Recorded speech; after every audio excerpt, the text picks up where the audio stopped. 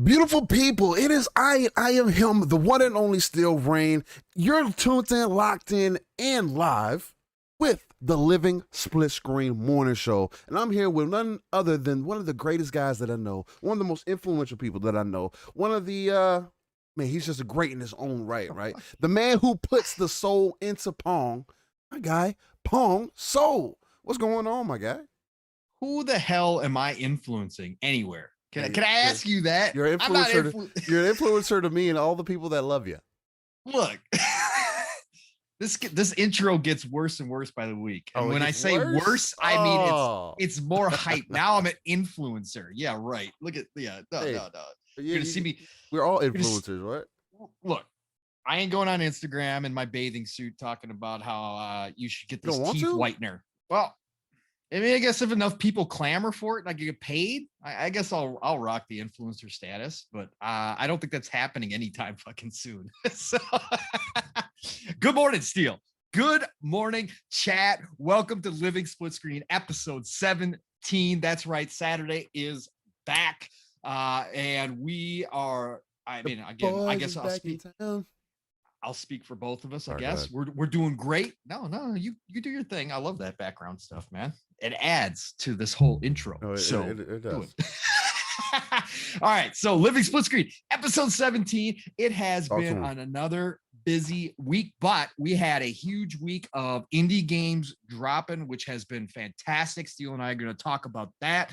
I've been playing Chris Tales and I've been playing Last Stop a little bit. So both of those games, tried out Samurai Warriors 5 demo this week. Again, I haven't got as much game time in as I normally would, but I did get to play those. I know you've been playing Death's Door a little bit. So those were the three major titles this week, which was fantastic. I absolutely love seeing these indies dropping, and it's just a start. Like, we're just getting the little games out of the way up front, but some of these are getting rave reviews, so that has been fun as hell, for sure. And then we had a bunch of news this week too. Steel. It was slow, but you and I started going through the list behind the scenes, and I was like, okay, there was more than I thought there was. So we got some stuff to talk about, man. We do. And I think we're going to come at it at a different angle. I wanted to try to do something different. Kind of started off with you this time, man. And just see, get your feel, how you've been feeling, what you've been into. And it sounds like you've had quite an interesting week as usual. Yeah, of course, man. Hey, of course. But like you said, man, it's episode 17. Living Split Screen is here. 9 a.m. Central, 10 a.m. Eastern, 3 p.m. UK time, man. We're here. Again, for those who do not know, we do go live every Saturday. Not only that, but right after the show, I did remember this time, I'm actually also recording the show in the background. Oh, good. So it's going to go live within the hour right after the show ends.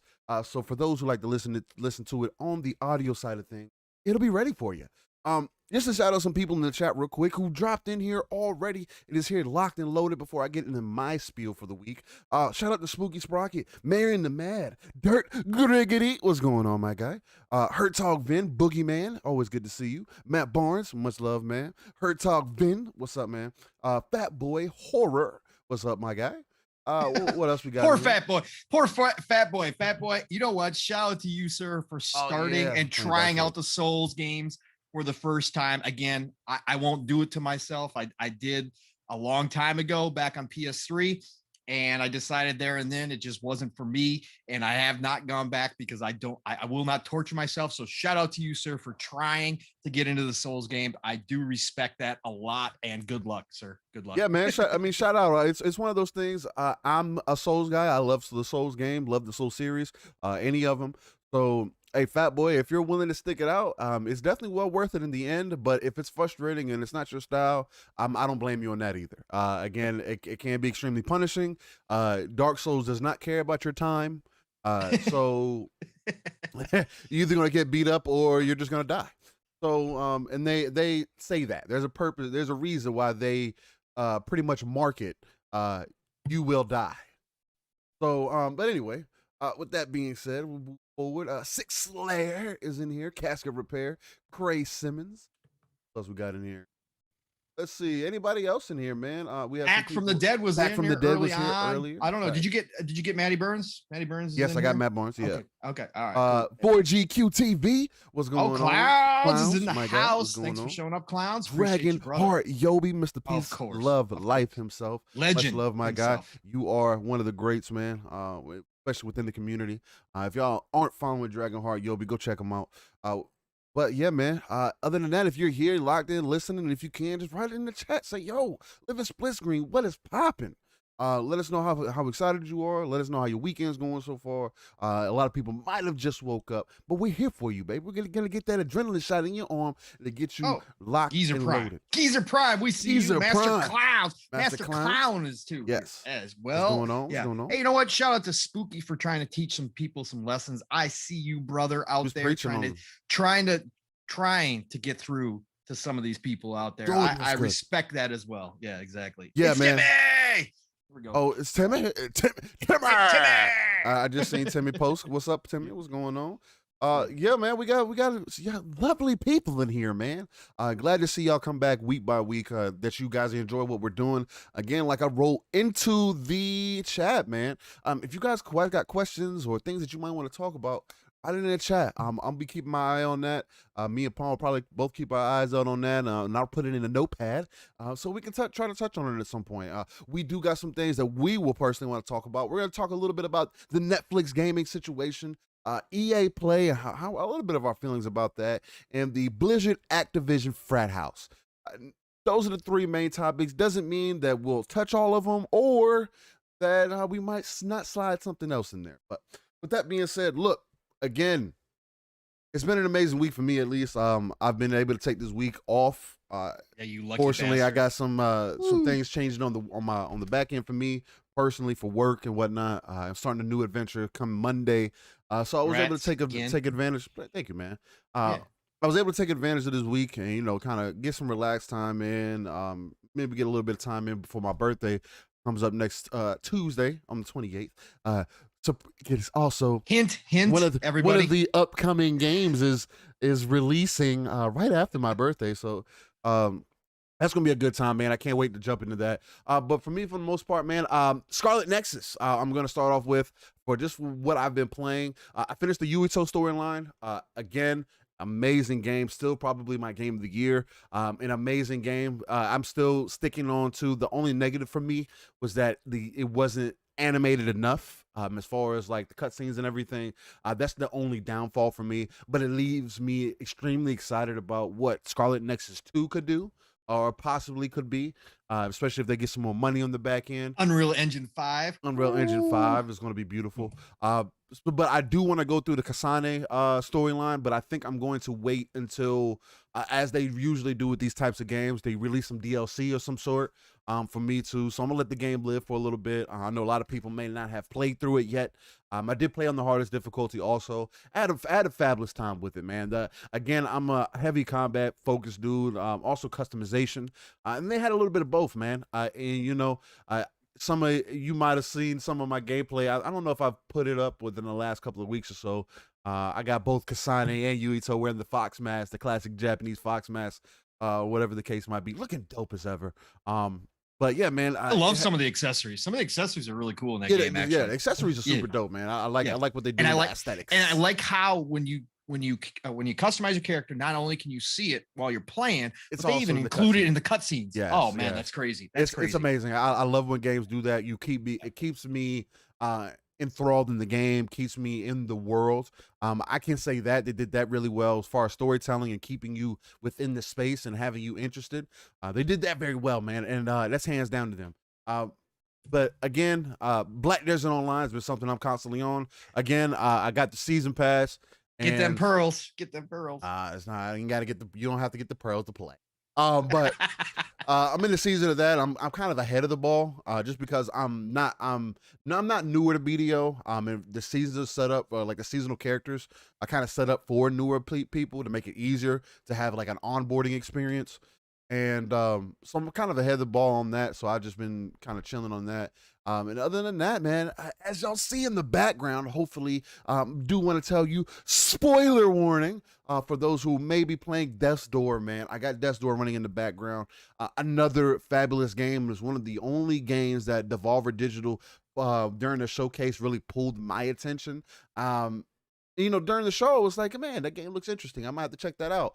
And then as it got real closer to the release date, I was like, man, I don't know, but it ended up being $20, and I was like, man, let's go and drop that and check it out. 17 with that sale. 17, and I bought it on PC, so I got it for 20. Yeah. But man, this can't go understated. Death's Door is a amazing. Because it's like people saying it's a Metroidvania, Zelda Souls.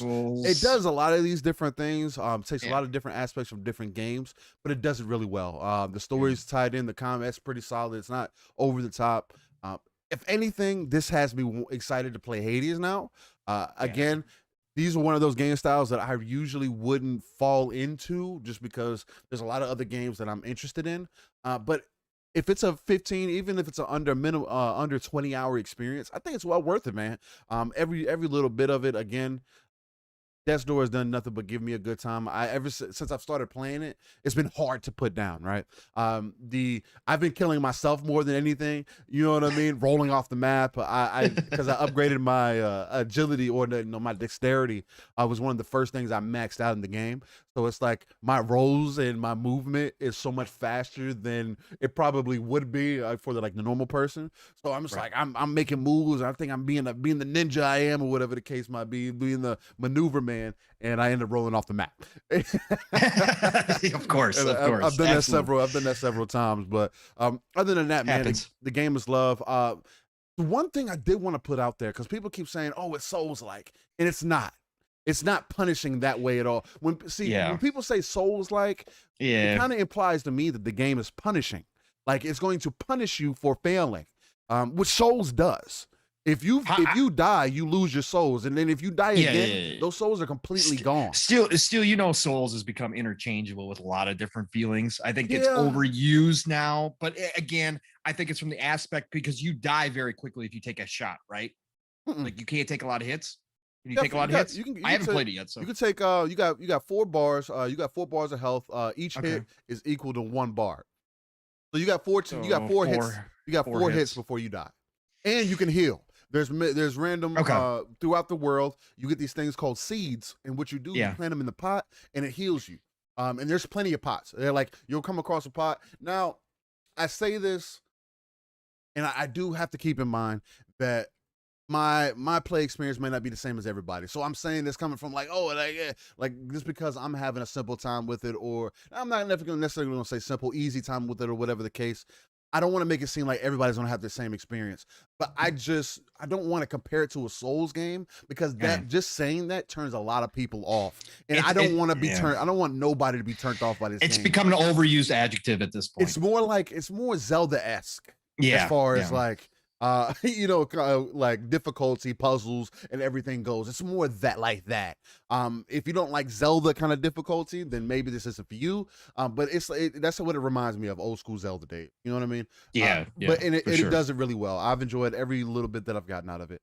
Other than that, man, Pong, so what's up, man? What you feeling? How you feeling, man? Well, I'm feeling great. Since you deep dive kind of a little bit of Death's Door and stuff, since we're on that topic, I might as well just cover a little bit of the 2 that I've been playing. Because again, this week was big for indies. And having these 3 indies come out, even though a lot of people didn't remember about Last Stop, and I'll talk a little bit about Last Stop. I haven't played a ton of it, but I played enough of it to speak on it a little bit. I think it's important to see what's happening here, that people are getting hyped and excited for games that back in the day would have just been part of the summer of arcade experience on Xbox 360 or whatever. And a lot of people would have missed out on these. But this is the place where we're at now with this industry, where these indie titles are now hitting as if it was a pretty close to a major AAA game hitting. Like people were hyped. Like people were like legitimately excited when people started getting their hands, especially on Death's Door. a lot of people like, I mean, that it was like a AAA launch, and it's great to see because that is how healthy this industry is. And to have 3 games of this quality drop, all giving different experiences as well, I think is huge. And this is what we're going to see. This is why we're not going to be without content ever again. I don't believe, like, there's going to be very few dry spells where people are looking for something to play, just because we have so many people making games right now. It's ridiculous, and more are just coming. And so I think it's huge. So this week, again, I picked up Death's Door, but I have not played it. I'm focused right now, again, on Chris Tales, which was my game that I've been looking forward to forever.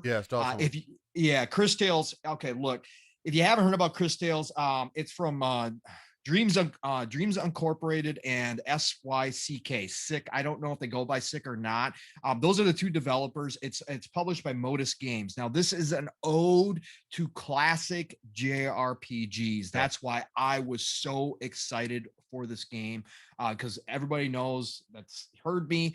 In my heart of hearts, I'm a JRPG lover. I have been for a long time. That's what I grew up on. So these turn-based style, old school with new flair is something that I love. I can go back and play the old school and have no issues whatsoever, but I like the new takes that we're seeing on this genre, because I don't want to see turn-based go away for good. Like, I love Scarlet Nexus, game of the year for me, as well. Love the action, the action RPGs.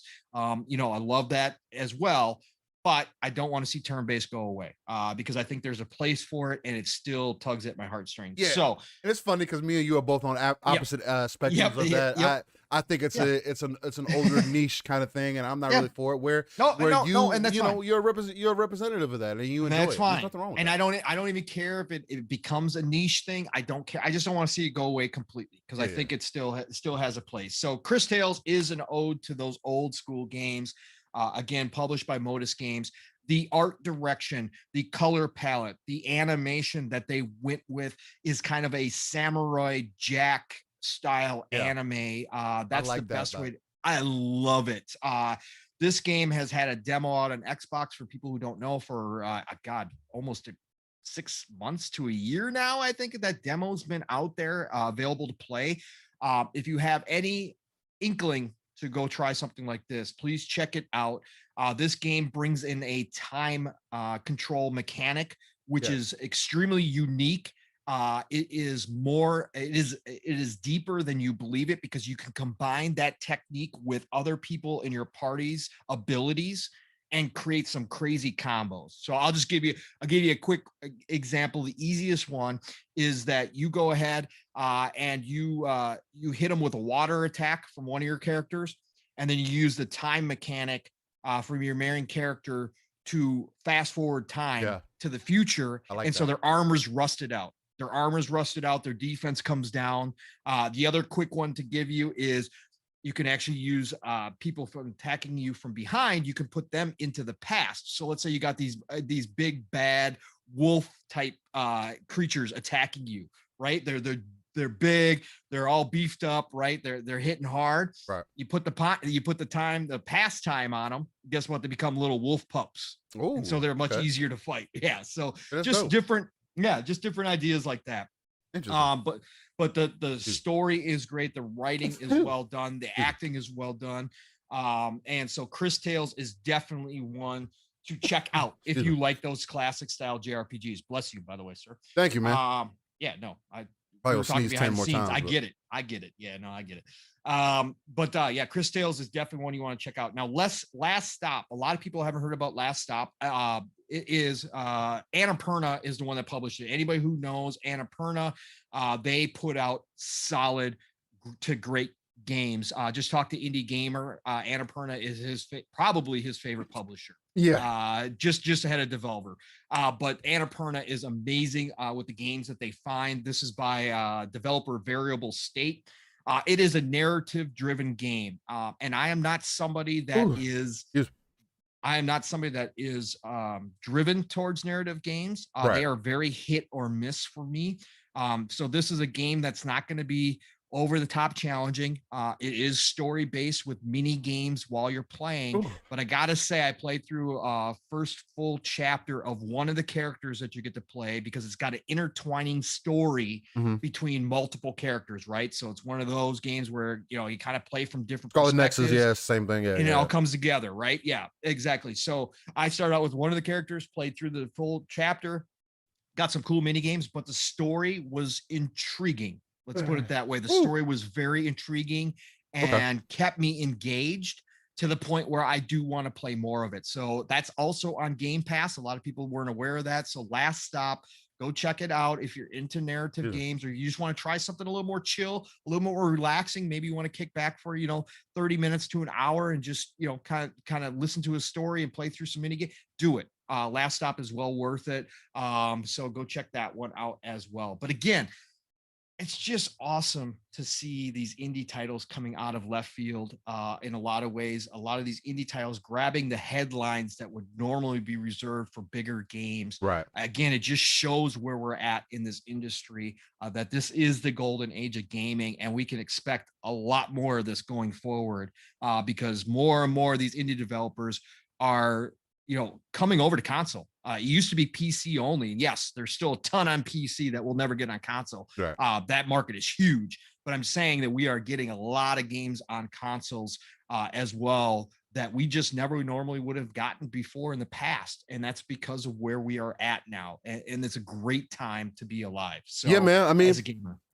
Whether people want to accept it or not, indies drive the market. If it wasn't for indies, they wouldn't be like innovation within the industry. Right. Again, indies can do something that AAA, AA, whatever A games can't, and that's take chances. Do things, or experiment, do things that maybe are outside of the norm, right? Again, that's how you get these types of games, these different JRPGs. How you get these games like Death's Door. That's how you get these games like Hades. People willing to go out of the box and really, create their own thing and really try to move the industry forward, man. It's an amazing thing. Anybody that tries to downplay indies, you're smoking crack. It is what it is. To downplay indies means you don't understand what gaming is. And again, hey man, I understand that everybody wants their AAA bangers. I see people trying to cancel that word out there now. But you know what though, Steele, you're right though. Real quick on your point about that, I did see people this week actually trying to use Last Stop as pushing that narrative about GameStop or about Game Pass fodder. I actually saw it happen again. It's like you people just don't get it. You clowns, stop. Just stop. If you don't have interest in a game, or you're just not interested in that part of the industry, move on with your freaking life and stop trying to use it to downplay what Game Pass is. That's the best part about Game Pass, is you can go try a game like Last Stop that I never would have even given second thought to, because again, it's a narrative driven game. Right. It's hit or miss for me. I would not spend money on that game normally, but that's what Game Pass allows you to do, is go try something. And guess what? I found a game that I actually like. And I'm like, this is cool. And I may wind up buying it in the end to support the developer. That's how this works. Yeah, exactly. And it's crazy because we can actually make that a talking point real quick, because that's something that bothers me, man. It's just this whole mantra of gatekeeping,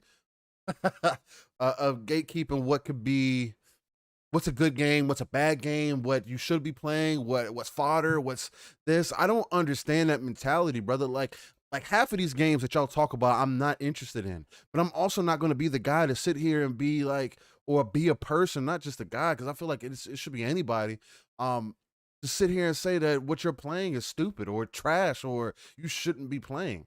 Who am I, or who is anybody to tell you what you should or should not be doing to enjoy the hobby that you spent money on? You know what I mean? Or you're invested in, whether you're doing it through Game Pass, or people want to call it a rental service or whatever the case might be.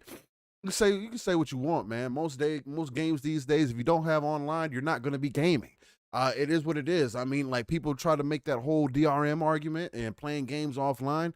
Who plays games offline, really? There are people who do. Now, don't get me wrong, but also let's be honest with each other where gaming is going. You know what I mean? We always try to say, oh, gaming is a privileged thing. Gaming is a selfish hobby. Gaming is expensive. And honestly, there are so many things that are coming out nowadays that are completely showing that that's null and void. You can get into gaming cheap, $300. You can get into gaming cheap on your phone through Xbox Game Pass, xCloud now. Again, there's so many accessibility options happening. There's so many positions of opportunity to reach those 3 billion gamers that Phil's is apparently trying to reach, or that we as gamers should just be overall trying to talk to anyway. Because if we want to see any differences, and this is something I guess I would just use this as a segue to, we'll start off with something heavy before, we'll do it after we get into the upcoming games part. But it kind of leads into the whole Blizzard-Activision frat house thing, right? Where I don't remember where I was specifically wanted to take that now. I was trying to pull up information. Obviously, you were Save going. me, Paul. Obviously, you were going with it. We need to reach the 3 billion people, because the more people that we get speaking about this, the more effect that we can have on the industry. Right? There we go. Obviously, there we go. I think that's what you were trying to say. That's where I was taking it. Thank you for jumping in there, shooting a 3 from me. I need it. I got you. Every Michael Jordan needs a Scottie Pippen, and Scottie Pippen needed Michael Jordan. So depending on how you want to look at it, I guess that tells you. But yeah, it kind of just leads into the whole Blizzard Activision thing, because the more people that we have to speak up on these things, the more change that we can influence, right? Or that we can have an effect on. Like, we were having a conversation last night on GRG where we were saying that, hey, this sexual harassment shit and everything else that women are going through, or people of color are going through, or just different people are still having a hard time within the industry are going through. Oh, we need to all speak up. Oh, we just need to delete the Call of Duty. Oh, we just need to do that. And it's like, yeah, we should do all these things, but let's be honest. Who's still going to play it anyway? Who's still going to look at those stories and say, it doesn't affect me, so I'm just going to keep playing the game anyway? It's not going to be until, and it was one of my points that I made, it's up to us to stand up on the front lines and make these points and talk to these people and let people know that, hey, man, this is a problem. We should all, really look at this and see what's going on, because it's not like this is new. That's the thing for me. This is something that goes on in every industry. Yeah. And every company likes to throw these things under the rug. I don't want to give away our whole spiel before we get into that conversation, but yeah, I'm just trying to demonstrate how that goes hand in hand with each other. As far as just getting everybody, reaching the masses and getting everybody on a similar, right? So, but with that being said, Pong, I've talked enough. It is time to get into the upcoming games. What's going on, man? Let's talk. Another big week. Another big week. Oh my God. Steel. Look. We've been trying to warn people for a long time, and warn is not the right word, but it kind of is. But these games are going to just continue. We are getting flooded with games right now, and it's going to continue through the end of the year. We've got 2 to 3 big games per month from here on out through the end of the year. We don't know for sure what 2022 is going to look like, but from the lineups that everybody's talking about, it's going to be the same thing. Again, this is just the beginning. So this week is no different. We got some great games coming out. So let's start with Contra Returns. And again, we're using Game Informer this week. I did spend some time this week trying to find one place that has at least 90% accuracy, and unfortunately everybody's all different. So when it comes to these releases, so this week we're just going to use Game Informer again. So Game Informer /2021 or / I should say 2021 for anybody who wants to follow along. It's hit or miss, but here we are. Contra Returns for mobile, iOS, and Android. So anybody looking for a new Contra game, or I should say an old game, but again, it's being brought to mobile. New old game.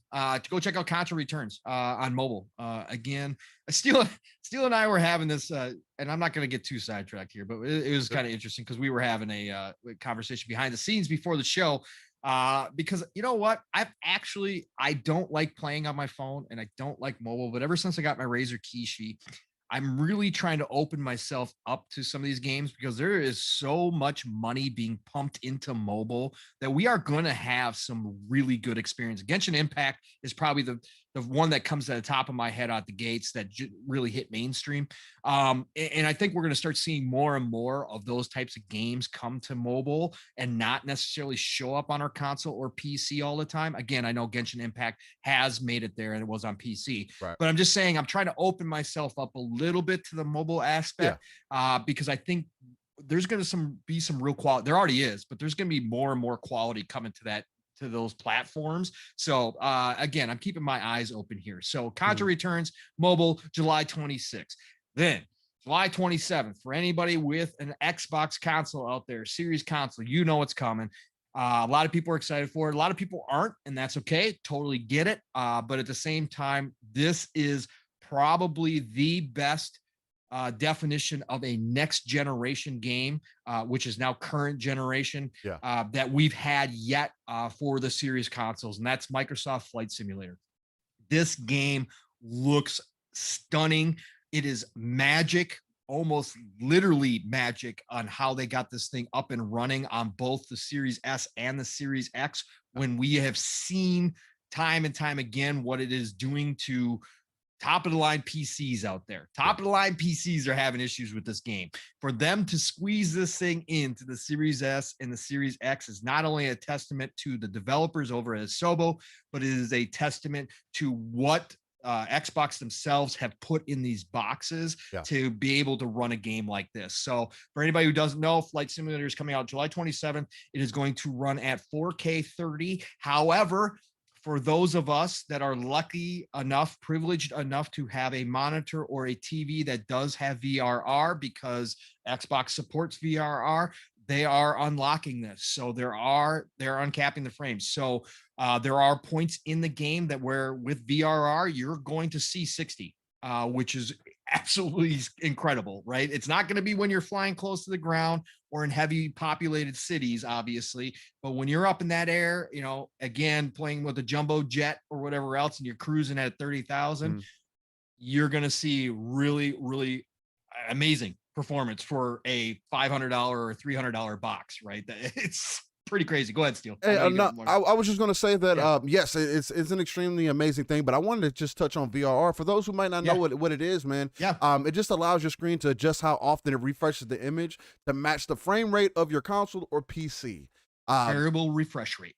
Yes. And I just want to do that because I know a lot of us, a lot of us, we tend to talk about things like we're just talking to, you know, our group of people, but I want it to be for anybody who's listening or paying attention. When we throw out these terms or whatever, I want to make sure people understand. But yeah, Microsoft Flight Simulator coming to console again. Like I keep telling people, it's an amazing thing. Again, there's apparently they're streaming in 2 petabytes. For those who might not know what a petabyte is, it's 1,000 terabytes. So just imagine that 1,000 terabytes is 1 petabyte. So they're doing 2,000 terabytes worth of data streaming into your console to get the game running the way that it's running. They're doing so many things, doing amazing things. Again, I didn't think it was going to be fully possible on the console. I was expecting at least worse performance, but it seems from what I have seen through Twitter or just little videos that I've caught my eye, excuse me. And it was on Series S that I was seeing the gameplay from. It's crazy, man. It's insane. Whether you want to consider this a game or not, it's completely up to you. At the end of the day, it is on console. It is using the hardware within your console. So the fact that it's being played on console and it's also going to be in Game Pass, it's going to be an amazing thing, man. My Flight Sim has been along for a long time. Can't think of his name right now. Anyway. What are you going with? Anyway, no, it don't matter. But Flight Sim has been around for a long time. This is a chance for a lot of people who might been interested in maybe flying a plane or maybe just want to see what it's all about to really check it out. So I find that interesting. Yeah, no, absolutely. For those who are interested too, they do have an offline and an online mode, co-op mode as well. But you can, if like For whatever reason, they allow you to uninstall either the online or the offline mode. So you don't have to hold that. It's about 100 gigs, a little bit over 100 gigs. Yes. So if you got hard drive problems and you want to do that, now, again, I would personally check out the offline mode before I use that, because, of course, you lose a ton. You do lose a lot of detail. You lose a lot of the cities and that kind of stuff. And you're not going to get the real time weather and that kind of. Those features are going to be disabled in offline mode. Right. But the mere fact that they included that means that they were honestly thinking about the console owners out there, especially the Series S players who might be really constrained for space. To be able to remove that mode is awesome. So one of the other modes. So that's really cool. But yeah, go check this out, guys. Again, I'll be flying. Again, this is one of those games like, either I'm going to get sucked in or I'm going to play around with it a bit, fly over my house, have a good time, and then be done with it. But the more I watch of videos, this is a completely chill, relaxed game for me, where I'm just going to fly around the world and check out different sites and stuff, because the visuals are so stunning, especially at some of the big sites where they go into detail. I just want to go see everywhere. So I'm kind of on the fence how this is going to play out. And I might really get into learning how to fly each of the individual planes. And then, of course, when they come out with the Top Gun DLC later this year, I'm going to be all about that. Getting on my jets and landing on an aircraft carrier. That's like a childhood dream of mine after Top Gun. So I can't wait to do that. So, yeah, no, this is going to be good stuff, guys. Flight Simulator again. The 27th. It's available for pre-download now. They actually even have it so that you can start the game. I thought it was like released early. I was getting all excited. I was getting ready to put out a tweet like, guys, you can go play Flight Sim now. But actually, you can push the start button and then it brings you to another video and says, thank you for being excited. We're happy that you're excited to play our game, but not until July 27th. So it faked me out. But yeah, July 27th, Microsoft Flight Simulator. Also, July 27th, for you PlayStation and Switch people, awesome RPG comes out. Neo, The World Ends With You. This is a sequel to the first one. This is by Square Enix. It's a very unique RPG in terms of style, in terms of story. This is one that I'm extremely jealous of. I wish I still had my PlayStation 4 because I would pick this one up in a heartbeat. So anybody out there that was looking for a new RPG, you could jump into this one without playing the first one. You might miss some of the story beats, but it's well worth it. Again, if you're looking for an RPG, Neo, The World Ends With You on July 27th for Switch and PlayStation 4. So go check that out. Samurai Warriors 5 also on July 27th is just hitting. Ooh, boy.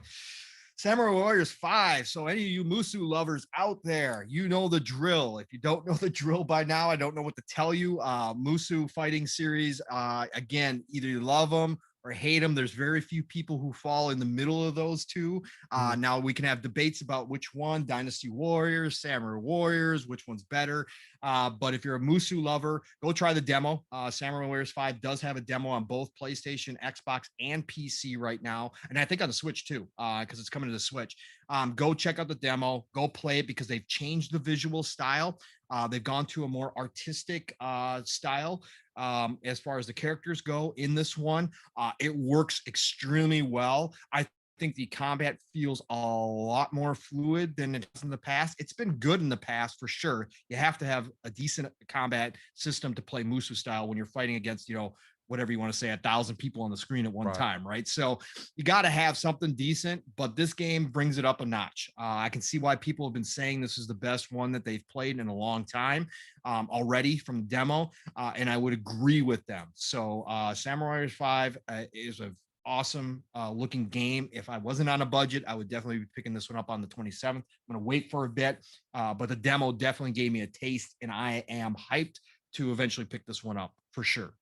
So go check out Samurai Warriors 5, July 27th.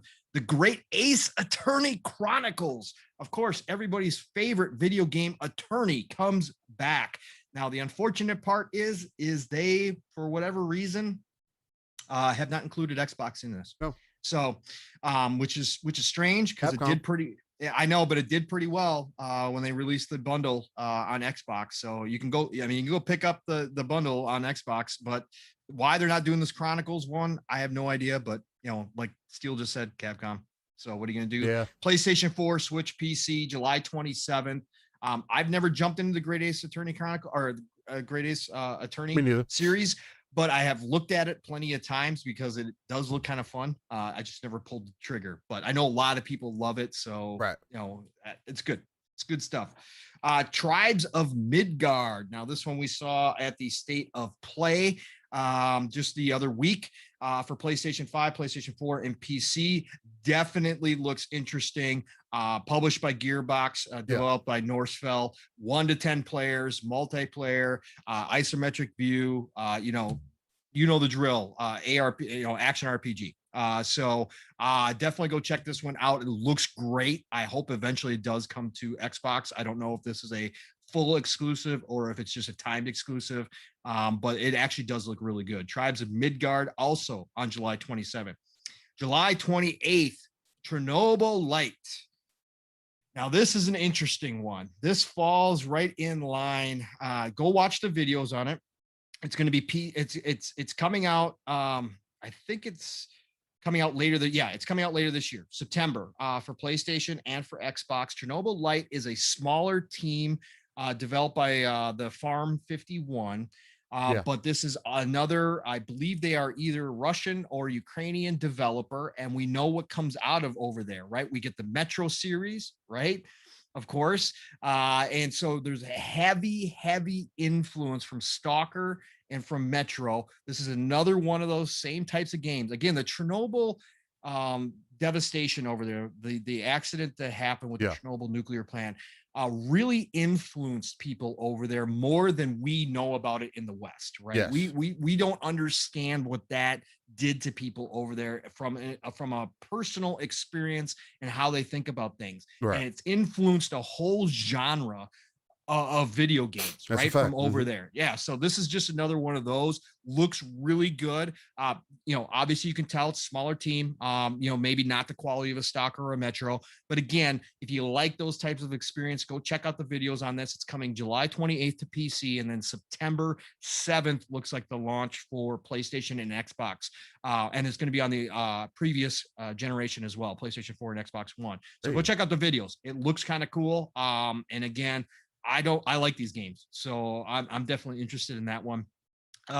Nier Reincarnation. That's right. The Nier series, which is absolutely fabulous, is coming to mobile. So Nier Reincarnation on iOS and Android, July 28th. Then we've got the Forgotten City on PlayStation 5, Xbox Series X and S, PlayStation 4, Xbox One, PC, coming out July 28th. Forgotten City, I can't say that I even know what this one is about. I'm not even gonna go there. It says it's a role-playing game. It's from Modern Storyteller and published by Dear Villagers. It's a single-player RPG. I don't know, guys. Go check it out. I don't know what it's gonna be like, so I can't say that I've heard of anything about that one. So we got another RPG coming though. Then we got the Eldest Souls coming for PlayStation 5, Xbox Series X and S, PlayStation 4, Xbox One, Switch, and PC. This comes out July 29th. Again, it looks like an action game, and from Fallen Flag Studios, CI Games, and United Label published.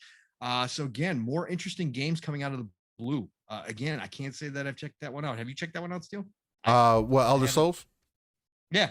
No, I haven't checked it out. I haven't had any interest in it myself. But no, I'm just saying we got all these games coming out that could be awesome that we don't even know about because there's just so much coming out. Oh yeah, so it's crazy.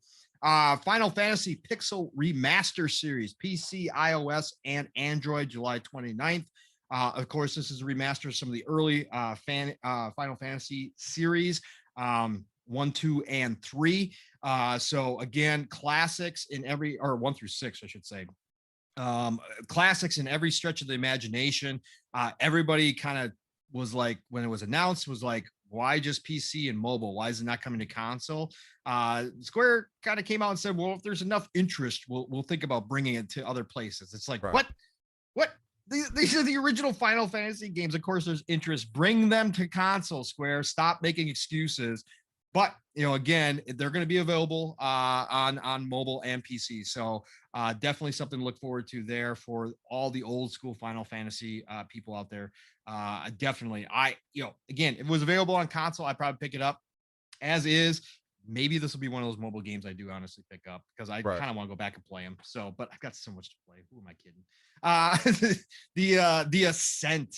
Everybody and their brothers and mothers and sisters have been waiting for the Ascent. Not everybody. Again, there's people out there just does not appeal to. Totally get it. But for all of us, Diablo-esque style, the Ascent made by, I think it's Neon Giant, 11 people, 14 people, plus some, they did give credit to some other people out there. There was a deep dive that they just had with Neon Giant earlier this week. Go check out that video. Really cool interview with the developers and some background on some of the play mechanics and some of the map layouts. They talked about how they designed an AI to create the actual instances that you're going to find yourself in, and it can be totally random. The encounters can be completely random. One area can have a certain encounter for somebody, and then another person will hit that area and get a completely different encounter. Really cool stuff. Like they really honed in on that and said they wanted to make every experience kind of unique. And so really, really awesome interview. Go check out that interview if you guys are interested in the Ascent and deep diving it. They talked about the shooting mechanic, being able to, raise your gun up, shoot over cover, all that kind of stuff that we've heard about. They really went and talked about how that came about and why they did that.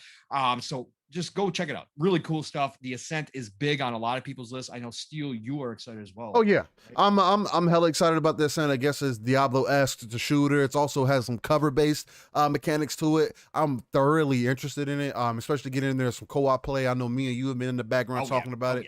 For a while that we were going to jump in there and really tear the game apart. It also has some looter elements in it, man. So it has a lot of different things, pulling from different games or whatever, pulling into one place.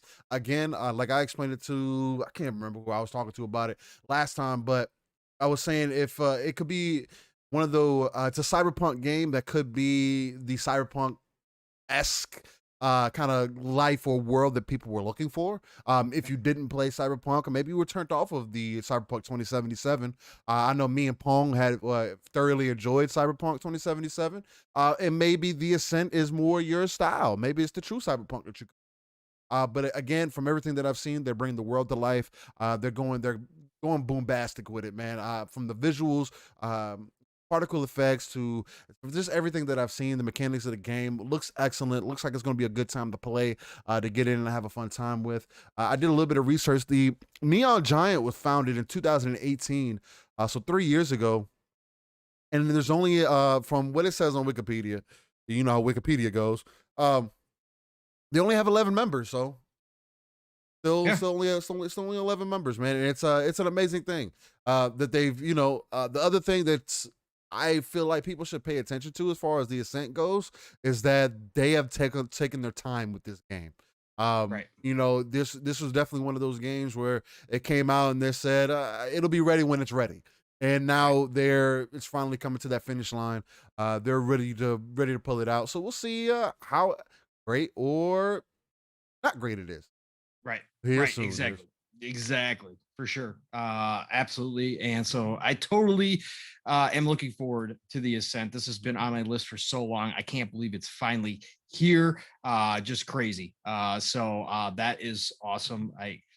That's just, man, it seems like because it was supposed to be out last year, right? So all the hype was surrounding it. We were supposed to be out last year, and then it got pushed, and then we didn't hear anything from them. And their social media has been so good with keeping contact with the community and putting out all these crazy tweets and stuff that really kept the interest high.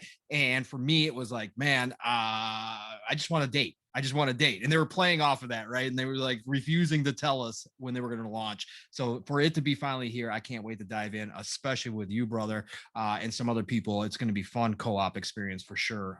This is going to be something special. So the Ascent. And then finally, we end with the Alone with You.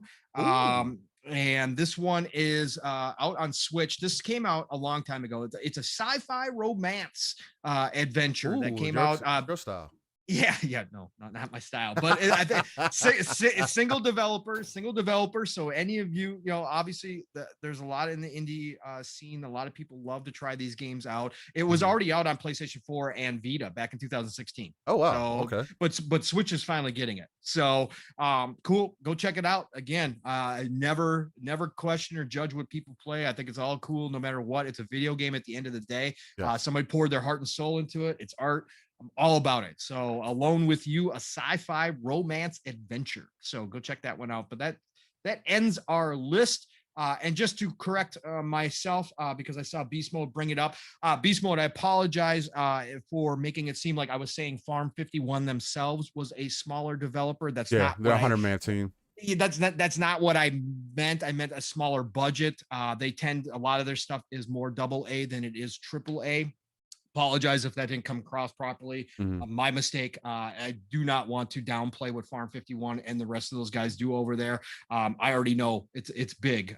So I did not mean that whatsoever. I just meant to, again, just not the full AAA experience like a Metro or like a Stalker. And I know Stalker is even considered AAA, but when you look at that team and how long they've been around doing what they do, you can definitely tell the difference. That's all I was saying. But Chernobyl Light definitely looks fun. And I'm all about it. So that's that, but that's games coming out this week, ladies and gentlemen. So if any of those games that you guys may be excited for, let us know in the chat, and see, and we'll acknowledge it, or maybe we won't. Maybe we just don't like your opinion. Who knows? I'm playing, but be for real, just to kind of wind things back up. Again, you are tuned into the Living Split Screen, LSS as it is known for short, where we give you that live, raw, uncut, energetic, authentic content every Saturday morning, give you that energy that you need to get into your weekend, give you the vibes you need within the gaming space, and just giving you all kinds of information going on within the gaming world. And also giving our own little spiel on it, and giving our own opinions on it within personal topics or just anything that's maybe going on within the industry. We are a non-console-centric platform, and I just want to, I can't, that can never go understated. You know what I mean? I see a lot of people who make specific content for certain platforms. There's nothing wrong with that. Everybody has a preference. But again, we're trying to touch those 3 billion gamers. That can't go understated either. I feel like me and Pong are definitely among those same lines as far as that goes. We're trying to reach the masses, man. Again, for gaming to be the #1 entertainment business across the world, it does not get treated as such. People still downplay it. People still look at it like it's some kid thing. People still try to make it seem like it's pointless if you're a gamer or you're just wasting time. But they'll watch TV all day. But that's neither here or there, man. With that being said, I guess that moves us into our first topic, man. Hour in, we're getting to the first topic. Lets us know what kind of show is going to be. This is how we do it. But who knows? We may not go too long on some of these topics. I guess we'll start off with, because we kind of started the show with it, and I was seemingly eager to jump into it. We'll start off with the whole Blizzard and Activision Frat house. Okay. All right. And essentially, what's been kind of going on with this entire situation? That Blizzard-Activision have been put under a suit over frat boy culture. So I'm going to read this as it's coming. It's coming from BloombergLaw.com. Bloomberg Law. But I'm just going to read it as such. And look, and it's a problem, right? And it's going on in a lot of different industries. An employee actually ended up losing her life because of this. Apparently, some nudes got leaked out, or whatever the case might be, and she caught a lot of flack for it. She ended up committing suicide, which is not okay. Where she was also getting harassed. She was also getting her pictures were being passed around at company parties. Yes, her nude photos were being passed around during company parties, during company time. Like everybody, it's freaking awful. Yeah. So, but yeah, so it's a terrible thing, and it's something that we should never, accept. I know someone in the chat was saying that. I can't remember who it was. Someone in the chat was earlier saying that, this is actually a bigger deal than what it is, because someone died. And to be honest, even without someone dying, it's a big deal. At the end of the day, I mean, it is what it is. It shouldn't be happening, but it continues to happen. And why? Because these companies are so big to the point they feel like they can sweep anything under the rug, get some lawyers on it, and they don't ever have to deal with it again. And that's just not true. But it's also, I kind of spoke on it last night. It's up to us to make it a thing. It's important that we on podcasts, or we are just cover the industry, talk about these things, so that other people who tune into our shows can actually realize it and get some attention put on it. Like, for example, last night we had some people that said, hey, I'm just not going to commit to Call of Duty anymore. I'm going to uninstall it. I'm not going to play it. And that's going to be me putting my foot down. I'm right there with you. I mean, I'm not investing in Call of Duty anymore. The only reason I have Cold War or have Warzone now, I mean, one, Warzone was free, and it's the only Call of Duty that I feel like is worth any time. But two, my brother bought it. You know what I mean? So it's one of those things where I'm just not as invested in Call of Duty as I used to be. They, along with them just reiterating having that whole sport mentality with 2K, Madden, or anything like that, releasing the same games over and over and over again, expecting different results, or not expecting different results because they're getting the same results every time. They're selling like crazy. I guess that gives them some credence to feel like they can do whatever they want to push things under the rug. But video game giant Activision Blizzard, maker of games including World of Warcraft and Diablo, fosters a frat boy culture in which female employees are subjected to constant sexual harassment, unequal pay, and retaliation, according to a lawsuit filed by California Department of Fair Employment and Housing. A 2-year investigation by the state agency found that the company discriminated against female employees in terms and conditions of employment, including compensation, assignment, promotion, and termination. Company leadership consistently failed to take steps in preventing discrimination, harassment, and retaliation, agency has said. According to the complaint filed Tuesday in the Los Angeles Superior Court, female employees make up to 20% of the Activision workforce. So, I might as well keep on.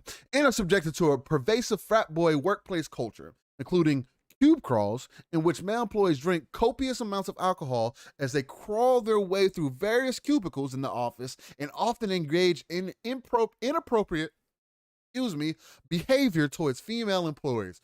First of all, what the entire fuck are y'all doing in y'all's place of business? And why is this allowed? This is part of the problem.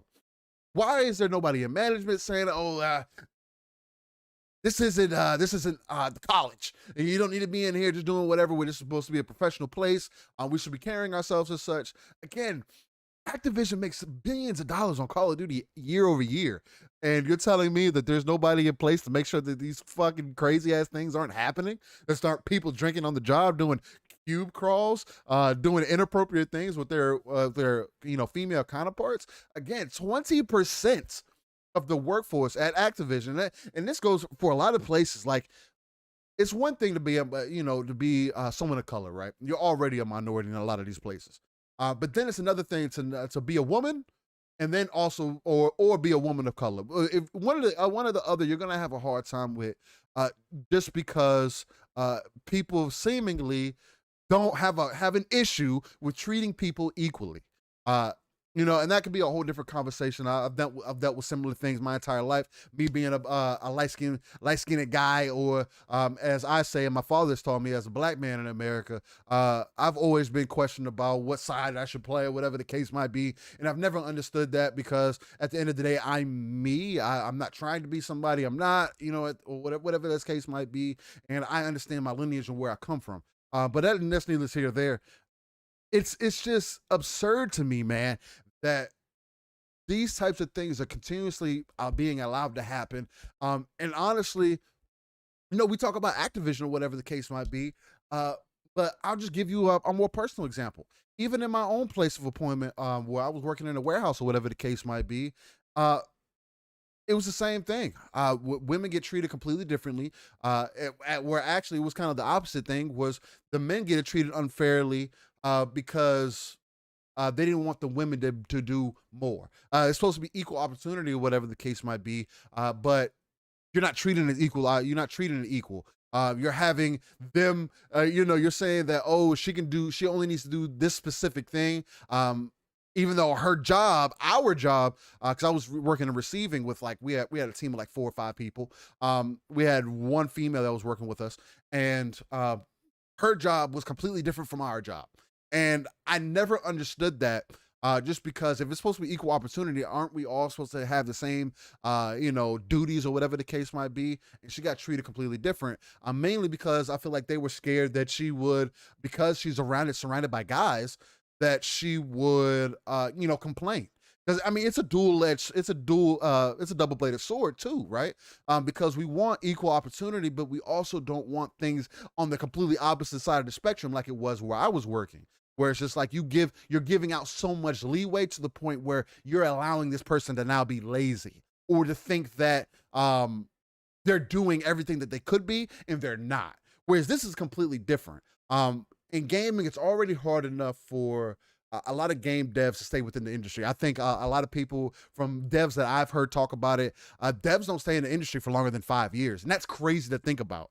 That you're something that you're passionate about, something that you care about, something that you pour your life, your essence into. You can only give a minute, like a minimum of 5 or a maximum sometimes at 5 years because you're burnt out or because of how the industry treats you. It's showing me more and more that there's a bigger problem going on, and it's up to us to really bring it to that mantle, to get attention put to it, man, because it should not be this way. The fact that we continuously running into these problems, whether it's discrimination or unequal employment, people being treated differently, I don't get it. Again, as humans, it's sickening to me. We can never treat each other fairly. We always have to have one up over the other person for some reason. Men, it's a constant thing that I've always seen from a lot of men, where they're not. A lot of people call it simping, or people, or it's the opposite side of the spectrum where you're so enthralled by a chick or whatever the case might be, where you're actually like being a nuisance. And actually becoming a problem. Like, and there's always that fine line to play, because there's just normal guys like me and Pong who, just who love people. We love hate people, but we love people overall, right? And we just want to see people get treated equally and get treated fairly, and for nobody to be judged based off of you being a woman, you being, or whatever other color that you might be, just being treated as a human being, because at the end of the day, that's what we all are, especially within this passion, or especially within this industry that's already can be complicated all in itself. Again, people are saying, oh, this is such a big thing in the gaming thing. It's an issue across the world. Human trafficking, sex trafficking has been bigger than ever, whether you want to say that's because of it's more on the news, or because the internet has made it a bigger thing nowadays. It does not matter. It's still becoming the thing. I have younger daughters myself, and if I heard a story like this going on at their place of employment as they get older, you would 9 times out of 10, you should know that I, as a father, would be willing to come up there in the Activision building and start some hell. I'm not going to say exactly what I'd probably do, because it could be on the borderline of crazy. But I mean, but you have to be. You have to understand, like, someone lost their life because of this, right? This whole frat boy mentality, this college mentality, this kid-like, childlike mentality. When this is supposed to be your place of work, your place of your future, your endeavors, or whatever the case might be. But with that being said, just from what I've read so far, Paul, and everything that you've seen so far about this entire story, man, with Activision Blizzard being sued over their seemingly frat boy nature, how you feeling about this thing? What you thinking, man? Look, we could have a whole day's worth of talk on the conditions that bring about this, that the cancer that's eating society from within, that allows this kind of stuff to happen, right? So right. This is deep, okay, and this goes well beyond just the gaming industry, like you said. This is in all places, and again, for myself, I'm going to say I remove the gender part of it. I remove the race part of it, the religion part of it, whatever the case may be. This is, again, gets to the core of human beings treating other human beings appropriately, no matter who and what the situation is, right? This comes down to what has happened. We've always had bad people. We've always had bad actors. We've always had people that have not, been appropriate. We've always had that, but in this day and age, and again, we can have discussions about throughout history what that has meant as well. But in this day and age, for you to go into a workplace and think that you can treat another human being with anything other than respect is crazy to me. Okay. Now, again, are there going to be people that rub you the wrong way? Are there going to be people that do come to work with not the best intentions and try to make your work day hell? Yes, I've experienced that personally. Yeah, I've experienced that personally. But there are avenues to take during that standpoint. And if you are working for a company that makes you fearful to speak out, and again, with this industry, and other industries where it is a close-knit group and people talk, I understand the fear of being blacklisted out of an industry. I get that as well. And I understand that that's there. However, if you have a management team that is allowing this to happen, that's where it starts. It starts at the top and it works its way down. We know this stuff does not happen without management knowing. First and foremost, if your management team is unaware of these type of allegations that are currently there's a bigger problem out there, there's a huge problem. You have people in the wrong positions. I've been in leadership roles within small companies and within large companies, and trust me, I knew what was going on the floor at a ground level, right? Even if even if I wasn't interacting daily with those people, which is hard to believe in the gaming industry since it's such a hands-on thing. Yeah. I gotta believe that it was well known.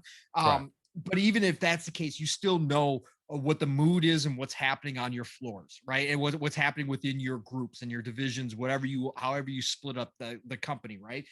So from the top down, that's where it starts, and everybody needs to clean house. Okay, period, point blank. Activision, Blizzard, if they want to be serious about this. And again, everybody gets to have their day in court. This is still America. Again, we know they've already been tried and hung in, out in the court of common opinion, right? We already know that once these allegations got out there, it's over with, right? It's obvious that most people believe that this stuff could be happening, right? So I get that fact, but they still get their day in court. But if Activision and Blizzard are serious, the mere fact that these allegations are out there, whether all of them are true or whether one of them's true, does not matter at the end of the day. The point of fact is that you had employees who felt like this, who went and unfortunately somebody lost their life because of how they were feeling, and supposedly it was at a company event, a company retreat, that they chose to do that. And whether that was to make a statement or whether they just built up to that point where they did it, the point of fact that you had that happen. That's crazy to think about.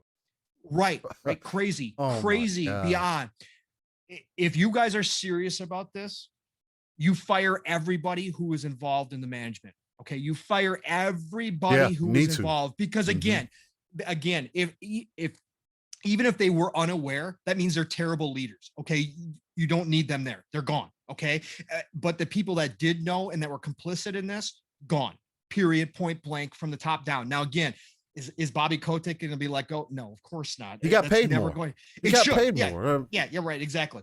But again, you fire everybody that was involved in this instantaneously. You burn it to the ground and you start over from scratch. If you're serious, because this culture, again, if it's this embedded where these people felt they could get away with this to this extent, you have a cancer. And that cancer needs to be cut out completely. And there is no room for it anymore. Again, in this day and age, for anybody to go to a workplace and think that it's okay to have drunk parties in which the men are in your work environment, in your what? On your work floor. We're not even talking about like I've been to, like, back in the day, in my industry, in sales, finance, I've been to some crazy Christmas parties. Okay? I've been to some crazy New Year's parties, right? I've seen somebody get divorced at a party. Okay. So again, that stuff is old school, and that stuff used to happen because companies used to have those situations. But nowadays, for this, and this only goes back, they said 5 years, I want to say. I think that the lawsuit went back to some of these allegations. to think that this is okay on your company time in your company premises to have people acting out like this, sexually harassing women, let alone just the day-to-day stuff that they talk about in those allegations with how you are letting your male employees play video games all day while the women are expected to be micromanaged on their 15-minute breaks or whatever the deal was, to pulling women out of the nursery offices where they had them set up for nursing, and saying we need this space to have a meeting and kicking them out. Again, for that to even be a thought in nowadays workplace means that you have a cancer and it needs to be eradicated completely. And the only way you're going to do that is by removing everybody who is in charge. Yep. Now, as far as, again, shout out to Mr. Badbit, Trophy Room, PS Trophy Room. He has taken the steps that he's decided for the Trophy Room. They're not going to talk about games coming from Activision Blizzard anymore. And I understand where he's coming from, and that's a personal decision. And I have respect. Again, if you're choosing not to buy Activision Blizzard games anymore because of this, respect. I mean, honestly, Pong, if I'll ask you this question live on the air, man. I mean, how does it make you feel about getting Diablo 2 now? Because that's another game that me and you both were interested in. Right. Just because of, I mean, it's something we rolled off from back in the day. Now, like, do we take the same stance? Yeah. For me personally, this is a highly gray area. So I'm not going to shy away from it. I do not believe in doing that part of this as far as not buying games and voting with your wallet, because at the end of the day, you're hurting good people. Okay. Because there are good people there. There are developers who poured their heart and soul in that had nothing to do with any of this nonsense. And those people's livelihoods are based upon, in a lot of ways, we've heard the bonus structures and all that kind of stuff are based upon the sales of the games. So if we do that, again, Bobby Kotick isn't going to take a lesser paycheck. Okay. He's going to get bonus higher. Get paid more anyway. Right. So you're not going to affect from that standpoint, in my opinion. And again, respect to anybody who decides differently. I have zero issue with you doing it. From my personal views, I feel that you're hurting good people that were there on the bottom, that depended upon those sales to feed their families, to have their livelihood, people who can't necessarily just pick up and say, I'm done with Activision Blizzard, I'm going to go find another company to work for. Because we know that's not how it works. That's not how it works in real life. And so those people still have to be there. Those people still have to have a job. So the people who are good suffer because the people who are bad. I don't agree with that. I don't, again, did I stop and think about it? Yeah, I gave it thought. I really did when all this came out, what I was going to do about Diablo 2. Again, Call of Duty is no big deal for me. I'm moving on anyways. Battlefield, Halo, I don't care. I got plenty of other stuff. Call of Duty was, again, this is the first one this year that I bought in years and years. So, I was already back on that. I'm not buying another Call of Duty. But for Diablo 2, I'm still going to buy it. And again, but I have I have the utmost respect for anybody who chooses to protest differently. I don't have an issue with that. I'm just going to say, think about all the people on the ground level, all the small people that had nothing to do with any of this. Their livelihoods still depend upon this. And by, not buying, you're not going to affect the top portion of Activision. It would take a huge movement where nobody bought Diablo 2. Right. Yeah. That's not going to happen. It would take a huge movement to actually have that kind of effect. Now, am I saying that would be a bad thing if we could get the 3 billion people out there that game to all say at one time, hey, we're not buying any more of your games unless you remove everybody at the top? Yeah, I think that would be great. Is it realistic? Is it going to happen? No, it's not. But if you feel you want to start with your wallet and your point of view, hey man, more power to you. I totally get it. But again, it's a gray area. I understand both sides of, for me personally, I'm still going to support it because I am thinking about the smaller people at the bottom who had zero to do with this. And there probably is a lot of them at a company the size of Activision Blizzard who probably had nothing to do with it. Now that they probably know about it, yes, but I'm not one of those people that put that on them, on the regular person, to go and speak out either and risk their livelihood and their family either for somebody they may not know very well or somebody. I'm not one of those people that does do that either, because the responsibility solely falls upon the people who are committing the acts, and the leadership that is there that is supposed to be monitoring that and being able to affect that by stopping it immediately, firing the people that are involved immediately. Again, I know this is a talent-based industry, and a lot of that plays into this, where people, again, we see it in sports, we see it everywhere. People get away with stuff that normally would not be able to get away with because of who they are talent-wise. And I understand that. But again, that's on leadership. Leadership has to take the active role. That's why you have the position that you currently have. That's why you have the power that you have, because you are supposed to step in and directly take care of things like this, not be dependent upon your employees who may be scared of getting blacklisted or laughed at or not.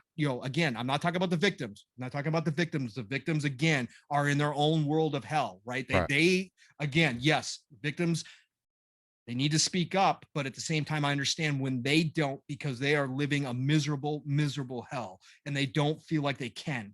And I get that, but it's leadership's job from your middle management all the way up to take charge and to step in and say, enough's enough. You're fired. You're fired. You're fired. You're fired. We're not going to have this culture here. And that did not obviously happen. And that's why I say you need to razz the whole entire place down.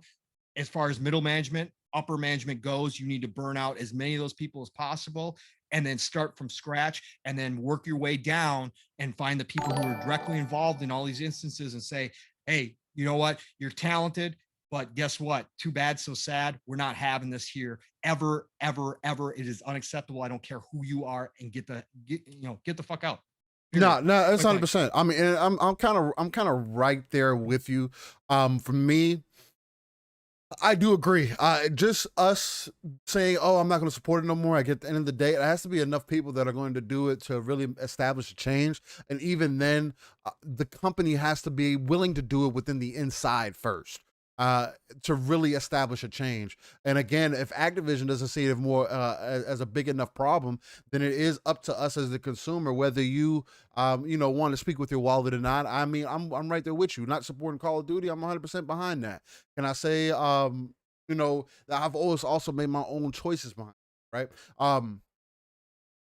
It's one of those things to where, yeah, let's speak with your wallet. If you don't agree, speak with your wallet. But at the same time, also understand that unless you can get everyone else that you know to not play these games, then it's going to take people within the inside not standing for it either, because that's the other thing, right? Obviously there's people who are cool with what's going on or are okay with what's going on, or maybe just don't feel like they have a space to talk about it. Again, like Paul was saying, because of management. At the end of the day, you have to have those proper pieces in place to make those proper decisions.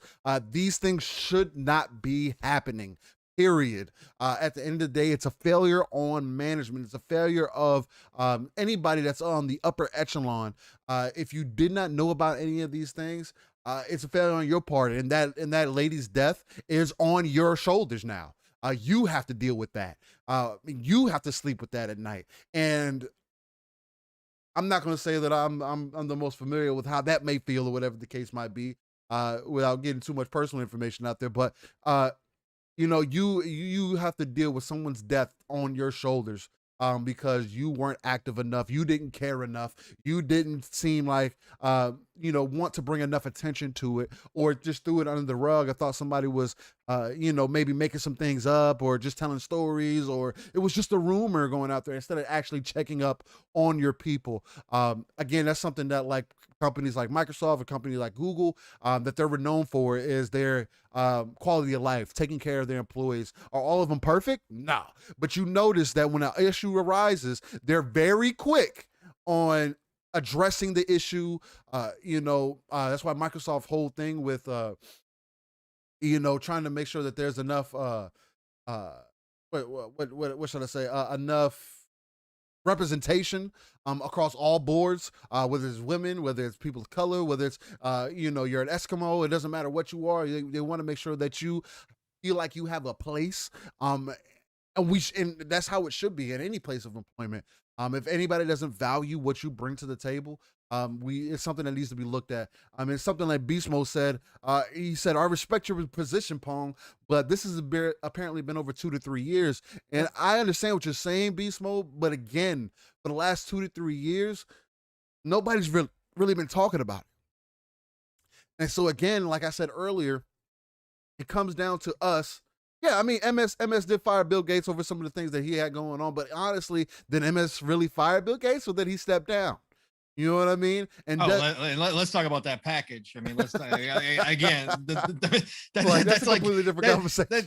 That's like packing a trunk full of gold and then putting it on his back and saying, "Okay, you got to walk out now." Okay, exactly. And then how much he's still involved with Microsoft and everything that they do. Like that's completely different. Like I understand what you're saying with that, but it's not very similar. You know what I mean? But look. It's one of those things to where we just need to put more attention to it.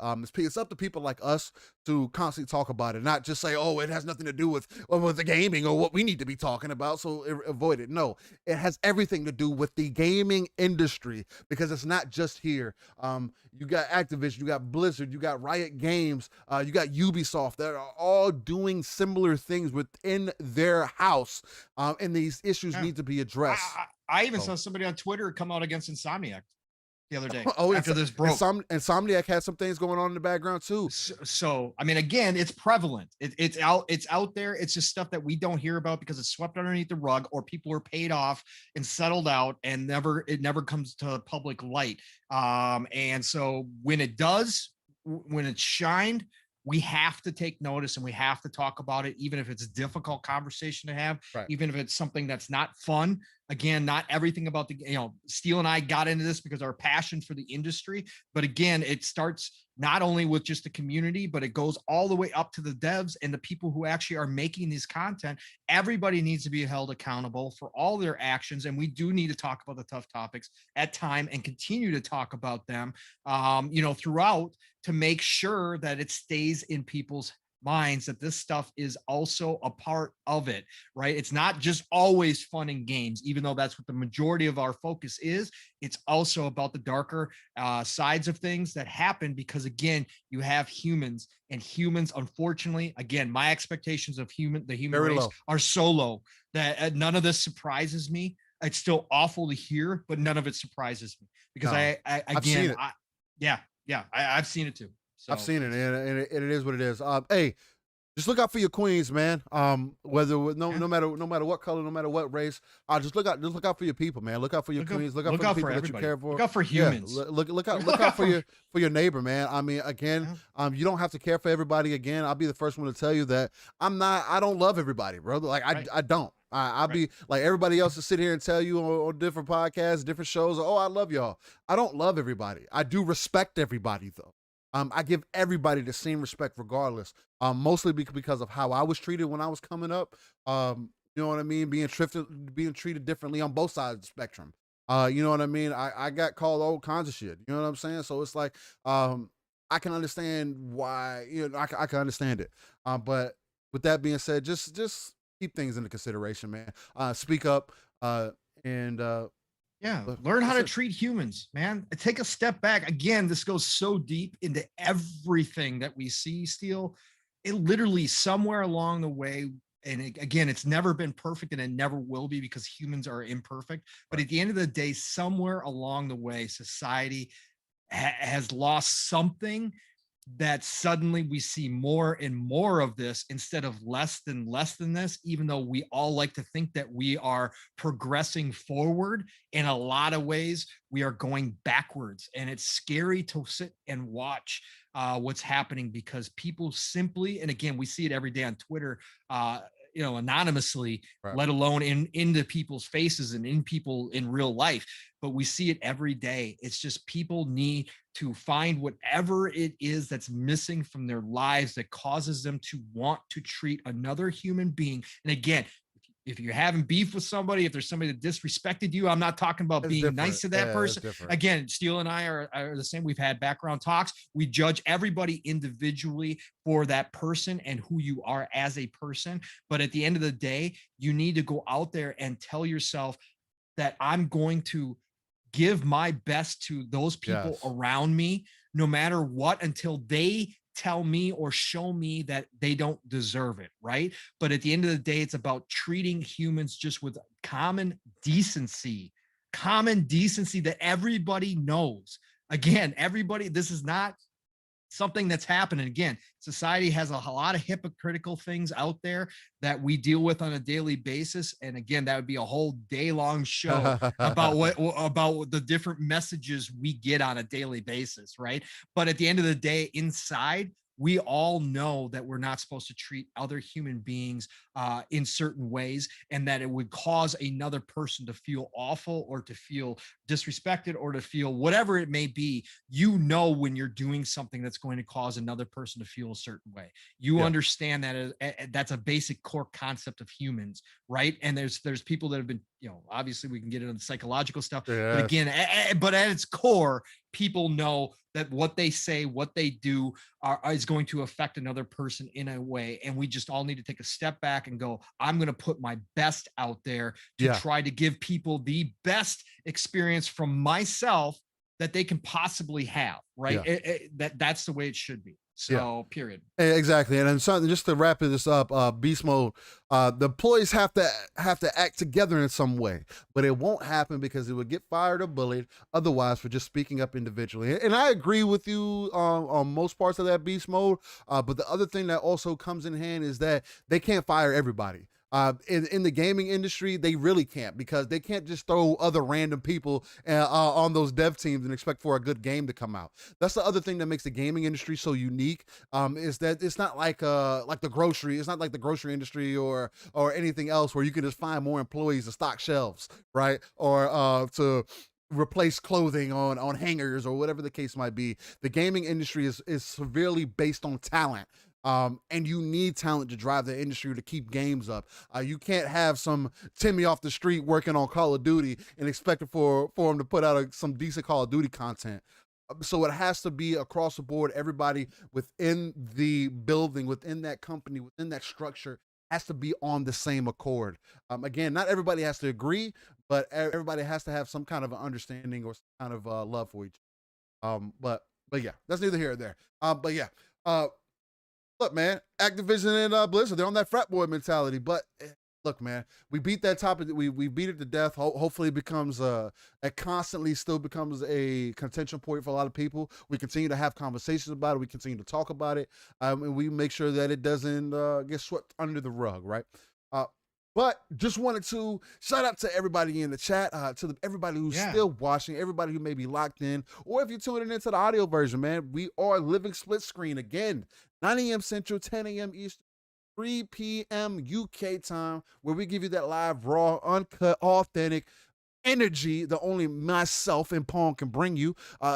Again, this is where you're going to get that organic conversation, where we talk everything that's going on with the industry, because we are not a console-centric platform. And we're also going to give our personal opinions on it, just like we did with this recent topic with the whole Activision and Blizzard thing.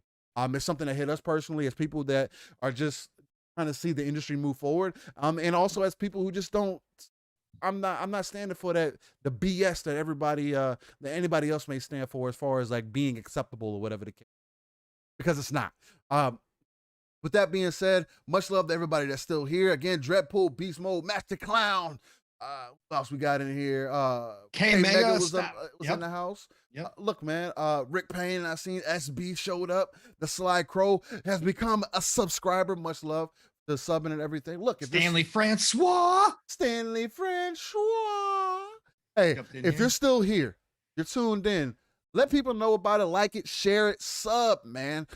Again, we're trying to reach those 3 billion gamers. We're trying to get, extend our reach out there to people who may not be aware, or just give good content to people, to get some good representation out there. Dragonheart Yobi, what's going on? But yeah, Wandering Dutch is still in there, I think so. Yeah, shout out to you, brother, of course. Lady Foxfire, always awesome to see you, lady. Of course, in here, back. Marianne, the lad, as I call him, is been hanging out too as well. So shout out to him. One of the great members of community, Positive, Mr. Positive. Facts. So, yep, absolutely. That's a fact. But yeah, man, everybody that's in the chat, anybody that's listening to us, write us in a DM. You know where to find us. Dan the Man Cunningham. Or Dan the Man. Ooh. The man who got me on Boom Show. Yeah, without him, I wouldn't be on Boom Show. So yeah, shout out to I remember Dan, that. Yep. But yeah, I mean, if anything, if y'all like what's going on, let us know. If you hate what's going on, let us know. If there's things that we can improve on, like I always will shout out to Matt Barnes because it's something that's important to me. I know not everybody is able to take constructive criticism, or everybody not may be able to take criticism. Look, man, as long as you're not being I don't want to say negative Nancy, as long as you're not being a dick, as long as you're not being an asshole, and as long as you're expecting the same energy that you're giving me, holler at me in the DMs, man. I'm all about it. We can't get better without y'all, right? Me and Pong can live in this singular space all we want to, but we can only go based off of other podcasts that we watch, other shows that we're into, and off of y'all, man. We're trying to improve. We're trying to take it to that next level. So if y'all see things or want to talk about things, write it in the chat. Let us know. Hit us in the DMs. Eventually we'll get some things situated so, people who want to invest in us or whatever the case down the road, we can slot your questions in or whatnot. We'll probably do something similar to that. But with that being said, let's push this conversation forward. Next, I guess we can talk about, there's two things. We can lighten up the mood and talk about a few things. I feel like this could be a quick conversation a little bit. Let's get into it. Let's talk about a little bit about EA Play. And some of the things that were shown at the EA Play conference. Joe Dunmore. Joe Dunmore. Hey, sorry, Joe, much love to man. Hey, you got people out here saying like Lord Sov out here. Yeah. Or Mag, where they get into the community and they say people's names a certain way, and then it's just like you can't help but to say it that way from that point forward. I know. You know what I mean? I know. You hear it all the time when you see the name. It's hilarious. Every time from that point forward. You can't help it. But all right, so EA Play. EA Play, man. Good stuff. Good stuff. It was decent. It was okay. At least for me, it was good. It was okay. It was decent. It was good. Look, the stage stuff though. Look. I feel sorry. I don't know the gentleman's name who was up on stage that had to play his role and act out whatever they wrote for him. But come on, EA. Come on. Let's make it a little bit more natural. Let's respect people's times. We don't need all the I don't even want to call it corny, but it kind of was corny. Some of that stuff. That was corny. Just get to the game. Just get to the games. Just give us what we need, what we want, and move on. Because that's where everybody's at. Just like Xbox did at E3. Just give us the games. A little bit of talking, a little bit of banter. That's fine. But man, some of that stage stuff was kind of, I don't know. Yeah, it was definitely on the cringe side of some of it. Again, shout out to the young wrestler. I can't think of his name either now. I just had it up. I just had all that stuff up. I closed out some of those. But shout out to him again. Like you said, I felt he's doing what they give him. I felt it was a little weak. On my end, again, you could tell that it was staged. He did the best that he could. I mean, he's a wrestler, man. He's gonna sell his acting the best way he could. Austin Creed, there you go. Thank you. He is known. He has an actual name, but that's what he's known as far as in the wrestling world and everything. But yet he did an all right job. Again, it wasn't as cringe-worthy as some of other shows may be. You can definitely tell that he cared towards the end.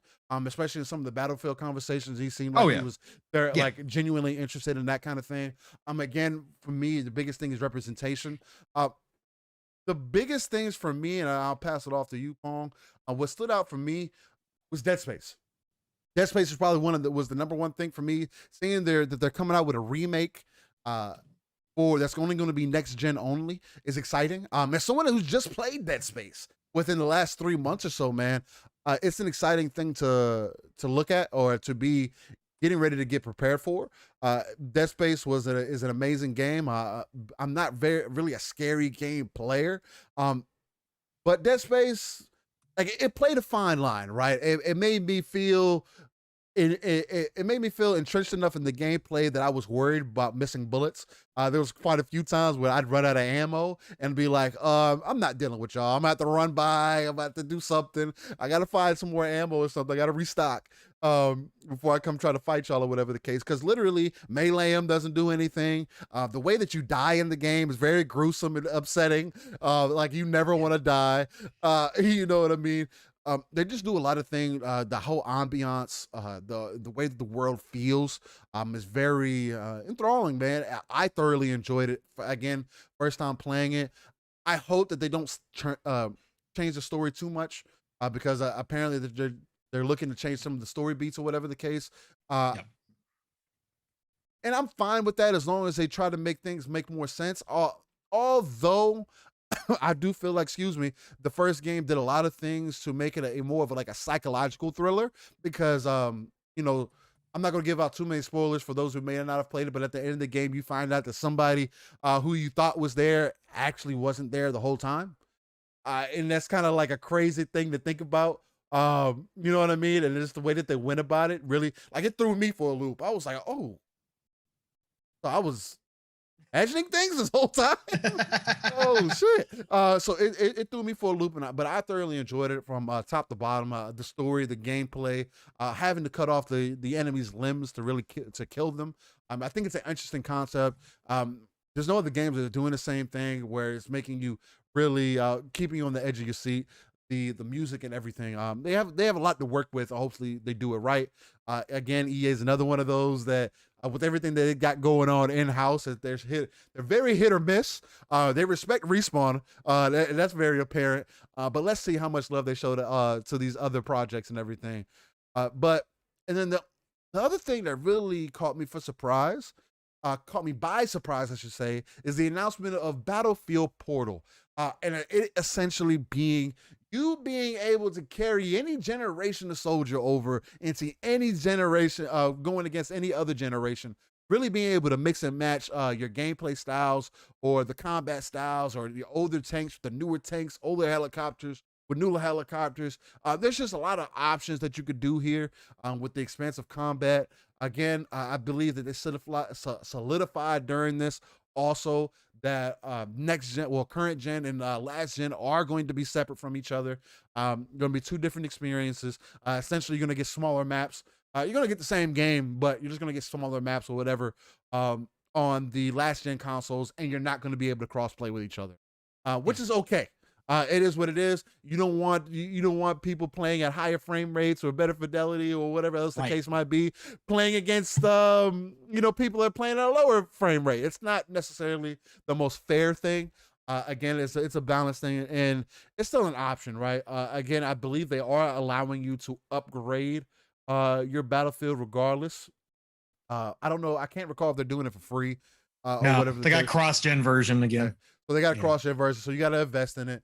It's another one of those things to where if it's something that you're behind, that you're gonna support it. Again, I'm gonna buy the $100 version, just because I'm ridiculous and I love Battlefield. It is what it is. I love the multiplayer, but it's really stood out for me because it was like Battlefield's Halo Forge kind of thing. Even though they're not letting you, they did say that we're not letting you edit the map or nothing like that. Right. It's just we're letting you give you your own Battlefield options. They had that whole 100 robots versus a tank. You know what I mean? Yep. Or they had the 30 World War II soldiers or whatever the case against 32 versus 4. 32 versus 4. I thought that was a very interesting concept. They're doing a lot of great things with this, man. It's opening up a lot of potential. It's got me very interested. I'm very hyped for Battlefield. I mean, again, this is probably, with everything that's going on, definitely coming off that last conversation we had with Activision, and all the smoke that we're seeing from Call of Duty and all the issues there. Apparently in development hell as far as Call of Duty goes, we're probably only going to get an update to Warzone this year. If we do get a Call of Duty this year, I think it's going to be a half-baked, half-assed Call of Duty. And again, I'm not going to invest in it, so it is what it is. But this definitely gives Battlefield an opportunity to take that mantle that they've always wanted to take, as far as like being Battlefield versus Call of Duty, right? So, man, with that being said, those are the two things that really pulled my attention, other than the announcer himself.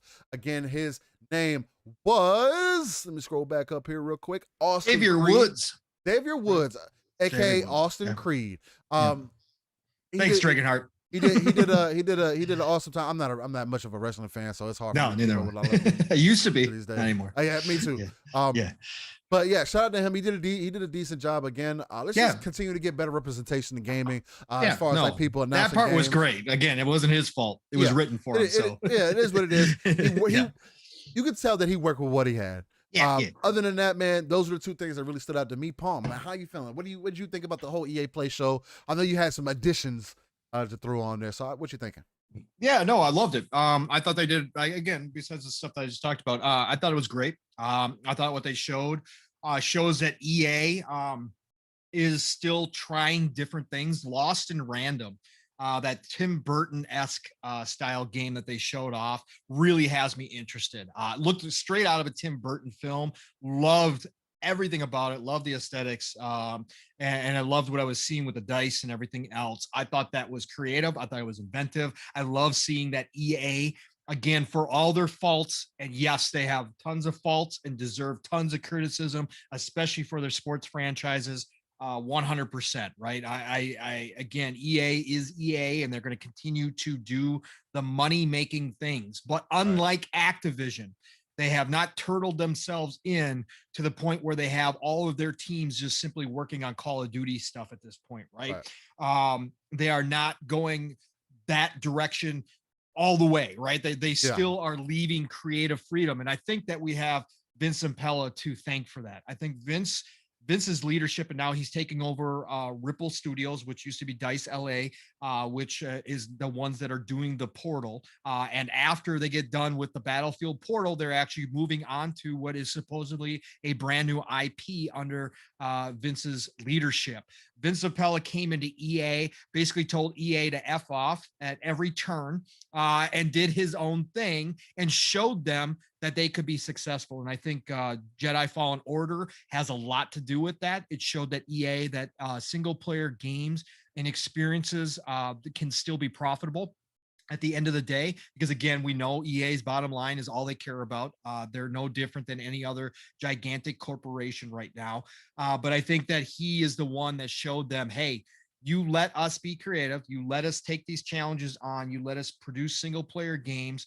And again, I'll include Ubisoft in this as well. We again, the unfortunate part is we've seen them now slowly drift into the other area of just looking towards profitability and not seeing what's in front of them, which would be a massive hit in a great Splinter Cell game, right? And we see them avoiding it at all costs. Instead, EA said, okay, Vince, go ahead and do your thing.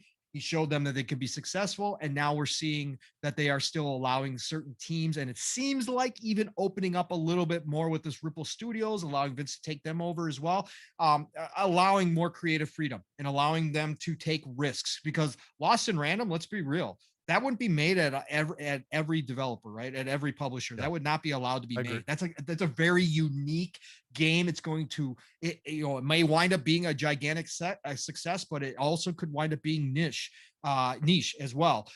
So for them to allow that to go forward, I love it. I love to see that kind of stuff. And it's great. As far as the main ones that you pointed out, obviously Dead Space, I am excited to have come back. You know me, I'm not a horror guy, but Dead Space is one of those series that I can play, that I can get through. Cause again, you give me some sci-fi lasers where I can chop off body parts off of these creatures. We're good. I'm all good. I can get into it. It's going to be very interesting to see how they blend the core mechanics or the core environments of the original, and then try to modernize it and kind of rebuild it and maybe add some new surprises in along the way. That's going to be very interesting. One thing that they can do that I forgot to mention, actually, Palm, because it's one of the things that I noticed, is that Dead Space, you can I guess like cheap it out, because what I've noticed is that the way that the enemies are set up in currently, and it was probably something, an old mechanic or whatever, or one of the things that they had established before, is that when you're in Dead Space, if you go into a room of enemies and you walk out of the room, they don't follow you. Correct. So that could be something that they work on to make it, to keep that, that threat there, keep it real, keep it more, there's a lot of little things they could do to to add variance to the game. My fault. I mean, no. I mean, again, that's what's going to be. That's going to be cool. And I know why people are hesitant, and I understand that. And I understand that it is EA, so everybody's got their, they pause and they're like, yeah, this is great, but what are we going to get out of this, right? But EA's already come out and said they're not going to monetize it. There's not going to be any of that garbage in this. So that's good to hear. I think, again, with Jedi Fallen Order success, they're going to allow this to be the single player experience that it originally was. Again, Dead Space is 13 years old. People don't realize that that's a long time ago. As we saw with Mass Effect, it's a long time. Some of those mechanics you're talking about, Steel, oh yeah, we're obviously just part of that time period when only certain limitations on the hardware, right, and the tech. So again, to see them bring it forward, maybe get some more some better AI, like you were just talking about, more randomness to the AI, maybe create a little bit more tension, even though there was a lot in the last one, but create some more tension there where you don't know what the AI is going to necessarily do, where they're going to come from, all that kind of stuff. Because it was kind of predictable. And again, I don't want them to go too much, because then it's going to get borderline for me whether or not I can finish it. But again, I appreciate that a lot of people want that stuff. But again, it was kind of predictable. You would walk into an area, you'd see a vent, and you kind of know that something was coming out of that vent, right? I mean, yeah, but I wasn't necessarily speaking to that. It was but I'm just adding another aspect that was Facts. a part of that time period. Yeah. Right. So I think they can change that kind of stuff and bring a new element there as well. Obviously, I think they've already talked about that they're going to be able to allow you to, obviously dismember the enemies even more than you could before. Oh, wow. Okay. So, that'll be dope. Yeah. That'll be some new creative ways of doing that. That should be really cool. So I can't wait to see that kind of stuff. So yeah, no, I'm definitely excited for Dead Space. I'm excited again, just like I was for Mass Effect Legendary, for people who just missed out, for the generations, the newer generations, the younger generations that just missed out on the Dead Space series, for them to get an opportunity to jump into one, and maybe that leads them to go back and play 2 and 3, possibly, and you just get to experience that for the first time, like you did with Mass Effect. Yeah, it's a great thing. Same thing with Dead Space.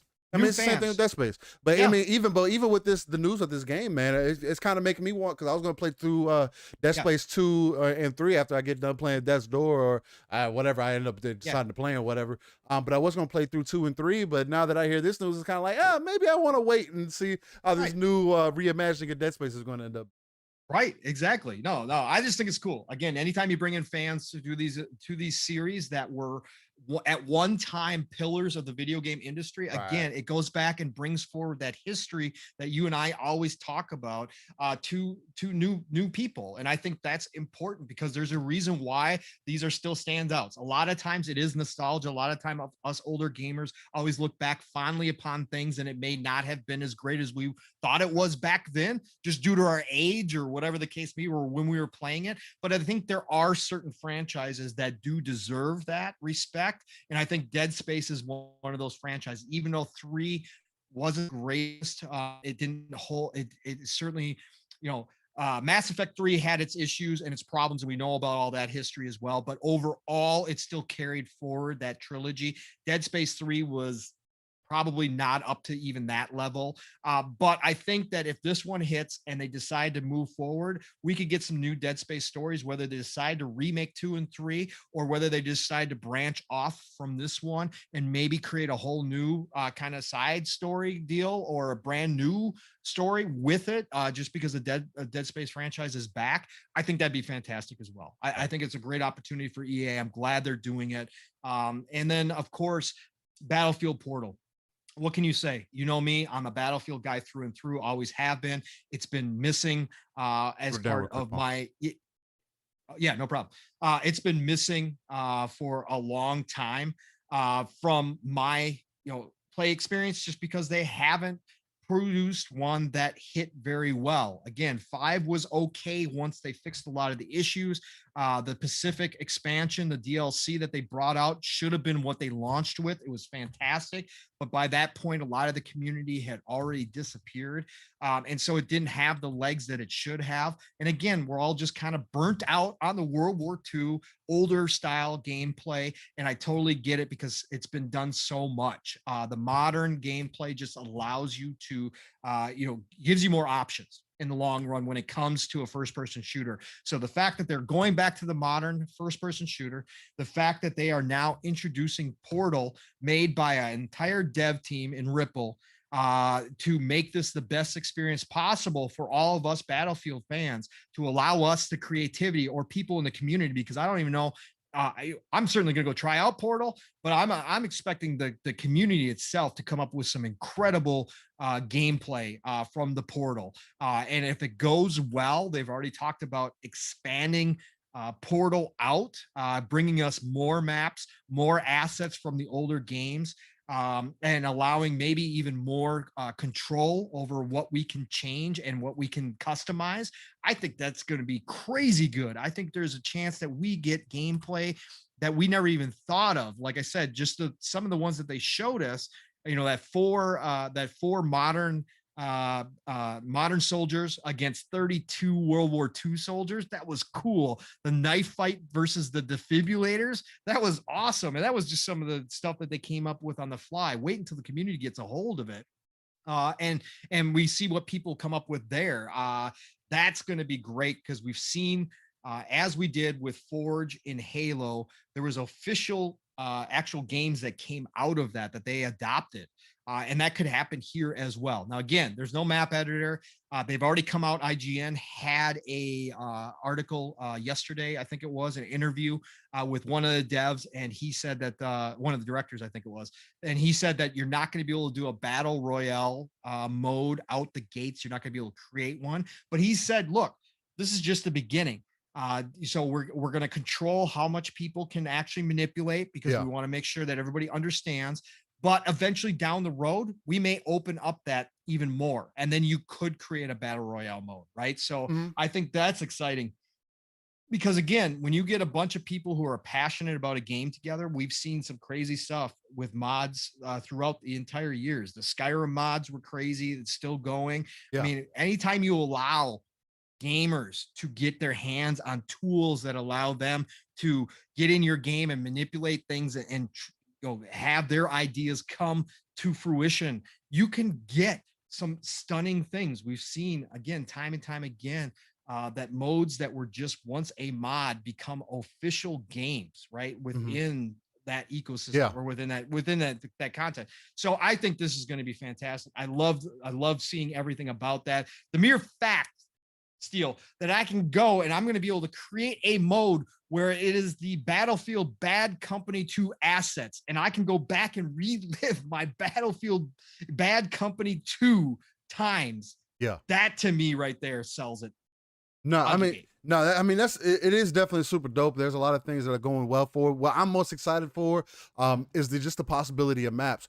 I know they're saying, they're starting off with 7 maps, but those 7 maps could easily be 14 maps. You know what I mean? Easily, with how expensive they are, and the 14 could maybe be even 20 maps. It just depends on how they end up breaking them down, how small they make them, the different game modes they end up creating, or whatever the case might be. There's just so many options to this, man, especially if you're going to consider everything from 1942 all the way to 2042 as far as Battlefield goes. You're gonna consider all maps in rotation. There's a lot of content that could be coming to this game. And also opens up a lot of potential for kind of Battlefield to live on, right? Because typically what happens with Battlefield is that they release a game and then the game lives for a bit. They don't release another one the next year, maybe not even the year after. I mean, they usually go on like a 2-year cycle kind of thing. But they don't have to initially. And again, I feel like Battlefield is one of those games that could do it and have no problems with it, as long as they stand on their laurels, right? Again, I'm going to be in Battlefield versus Call of Duty. If I get that itch to jump into like a Call of Duty-esque game, I'm going to jump into Battlefield. But again, I'm also a Battlefield head, and then I also have Halo on the back end of that to really shoe me in. So there's a lot of exciting things. EA Play, again, they showed us some things that I can be excited for and that I'm interested in. And they kind of quieted again. They quieted the narrative about the people even more so now with Battlefield not having that single player experience, that campaign, and people questioning whether or not it was going to be worth it. We still have a whole nother mode they haven't showed us. They still got another mode to show us.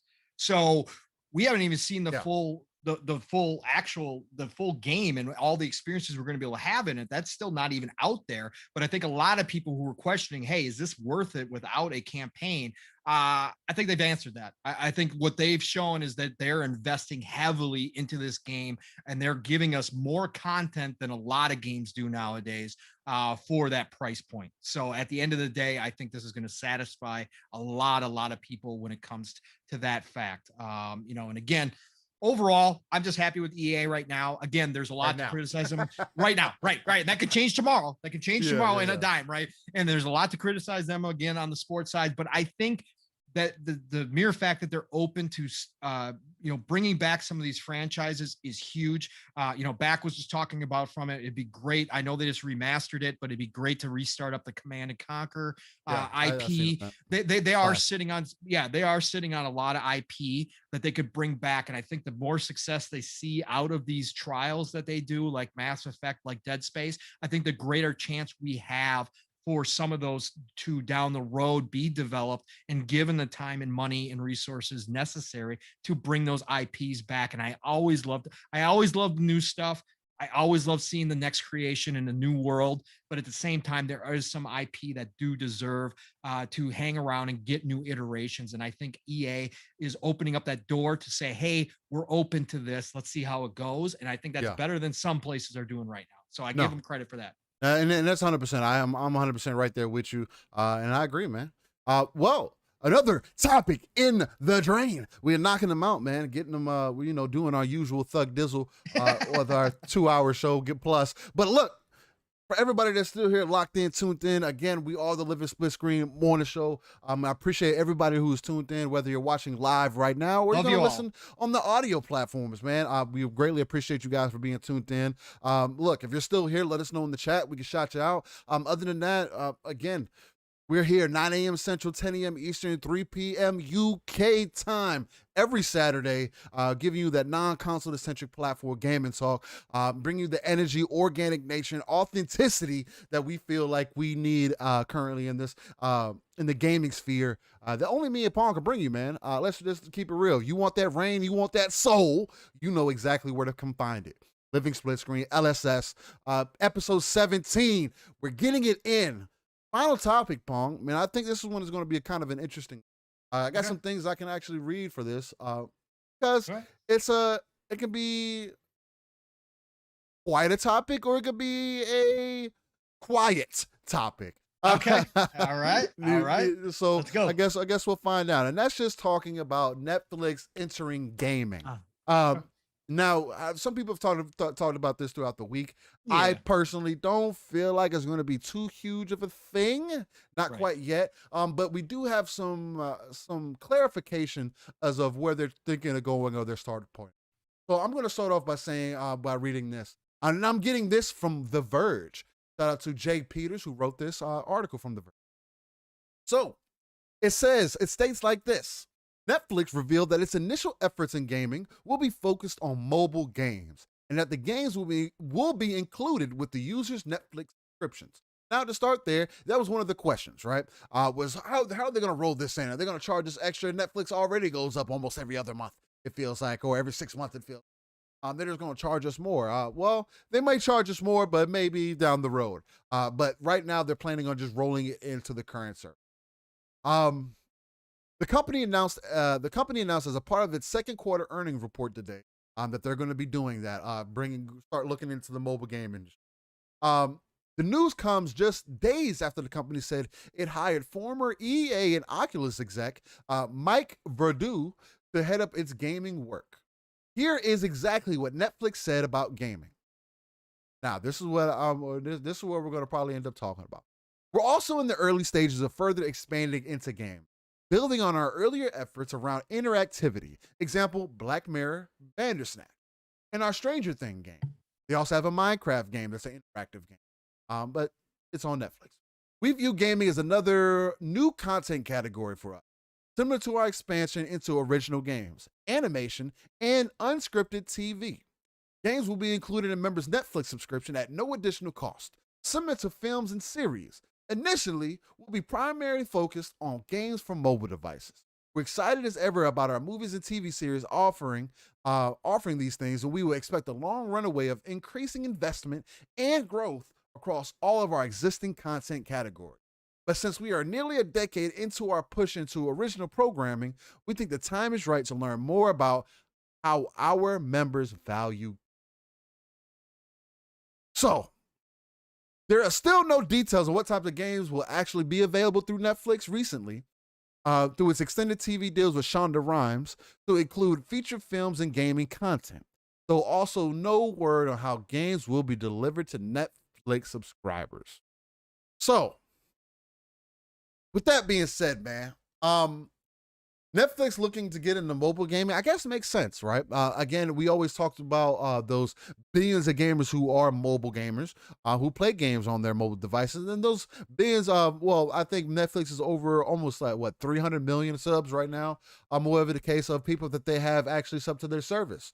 And you got to think, a lot of those people, they're on any entertainment, right?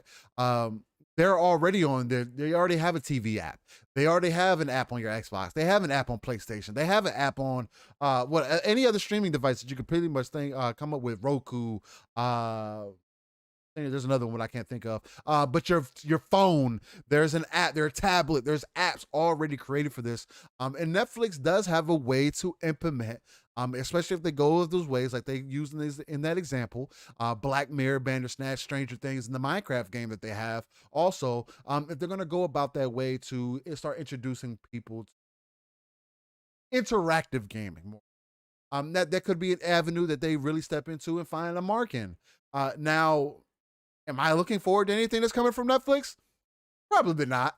But that's not the point, right? Again, we're trying to reach those 3 billion gamers, and I guess there's more so lines up along with one of the major players just stepping into the field, right? Someone who already has a leg in the field, they have already 3 million subs and could easily, just like Amazon could with their Prime, because let's face it, there's millions of people signed up for Prime, right? It would be nothing for Amazon to make that part of the Prime membership and just send you a box and say, here, try this out. You know what I mean? If they really wanted to. This is Netflix's way of doing the same similar thing.